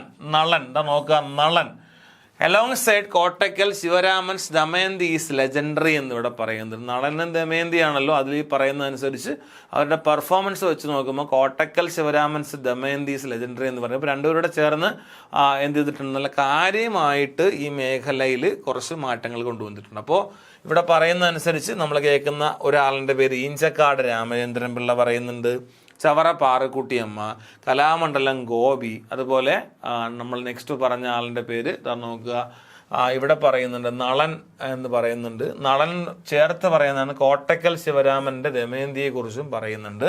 അടുത്ത കഥകളി അവാർഡിനെ കുറിച്ചാണ് നമുക്ക് പഠിക്കാനുള്ളത്. നോക്കുക, അവാർഡ്സ് നോക്കുക. The state government confers the following awards for the senior artist lifetime contribution. അതായത് ഇത് ഇവരുടെ സമഗ്ര സംഭാവനയെ കണക്കിലെടുത്തുകൊണ്ട് സ്റ്റേറ്റ് ഗവൺമെൻറ് നൽകി വരുന്ന പുരസ്കാരങ്ങളുണ്ട്. അതിന് നമ്മൾ കഥകളി പുരസ്കാരങ്ങളെന്ന് പറയുന്നുണ്ട്. ആ കഥകളി പുരസ്കാരം എന്ന് പറയുമ്പോൾ ഒരെണ്ണം കഥകളി അവാർഡാണ്, മറ്റൊരെണ്ണം ആണെങ്കിൽ അതിനെ വിളിക്കുന്നത് പല്ലാവൂർ അപ്പുമനാർ അവാർഡ് എന്നാണ്. അപ്പോൾ പല്ലാവൂർ അപ്പുമനാർ അവാർഡും ഏതാണ്, ഈ മേഖലയിൽ തന്നെ കൊടുക്കുകയാണ്. അടുത്തത് കേരള നൃത്തനാട്യ പുരസ്കാരം ഈ മേഖലയിൽ കൊടുക്കുന്ന അടുത്തൊരു പുരസ്കാരമാണെന്ന് അറിഞ്ഞിരിക്കുക. കഥകളി പുരസ്കാരം 2022 ലഭിച്ചത് കലാമണ്ഡലം രാംമോഹനാണ്. അത് ചുട്ടി മേക്കപ്പുമായിട്ട് ബന്ധപ്പെട്ട് കൊടുത്തിരിക്കുകയാണ്. കഥകളി അവാർഡ് 2021 ലഭിച്ചത് കലാനിലയം രാഘവനാണ്. വേഷം ആക്ടിങ് പെർഫോമൻസിൻ്റെ ഭാഗമായിട്ടാണ്. ഇതാണെങ്കിൽ ഇതിൻ്റെ ഭാഗമായിട്ട് കൊടുത്തുവെങ്കിൽ കലാമണ്ഡലം രാംമോഹന് കൊടുത്തുവെങ്കിൽ ഇത് ആക്ടിങ് പെർഫോമൻസിൻ്റെ ഭാഗമായിട്ട് കൊടുത്തതാണെന്നുള്ളത് ഇവിടെ ഓർമ്മിപ്പിക്കുകയാണ്. അപ്പോൾ ഇന്നത്തെ ക്ലാസ്സിൽ നമ്മൾ സമഗ്രമായി പറഞ്ഞു നിർത്തിയിട്ടിരിക്കുന്ന ഭാഗം ഏതാണ്, കഥകളിയാണ്. അപ്പോൾ കഥകളിയെക്കുറിച്ച് ഏറ്റവും ഉച്ചത കാര്യങ്ങൾ നമ്മൾ ക്ലാസ്സിൽ പഠിച്ചിട്ടുണ്ട്. മറ്റൊരു ഭാഗമായിട്ട് ഉടൻ തന്നെ കണ്ടുമുട്ടാം. അതുവരേക്കും നന്ദി, നമസ്കാരം.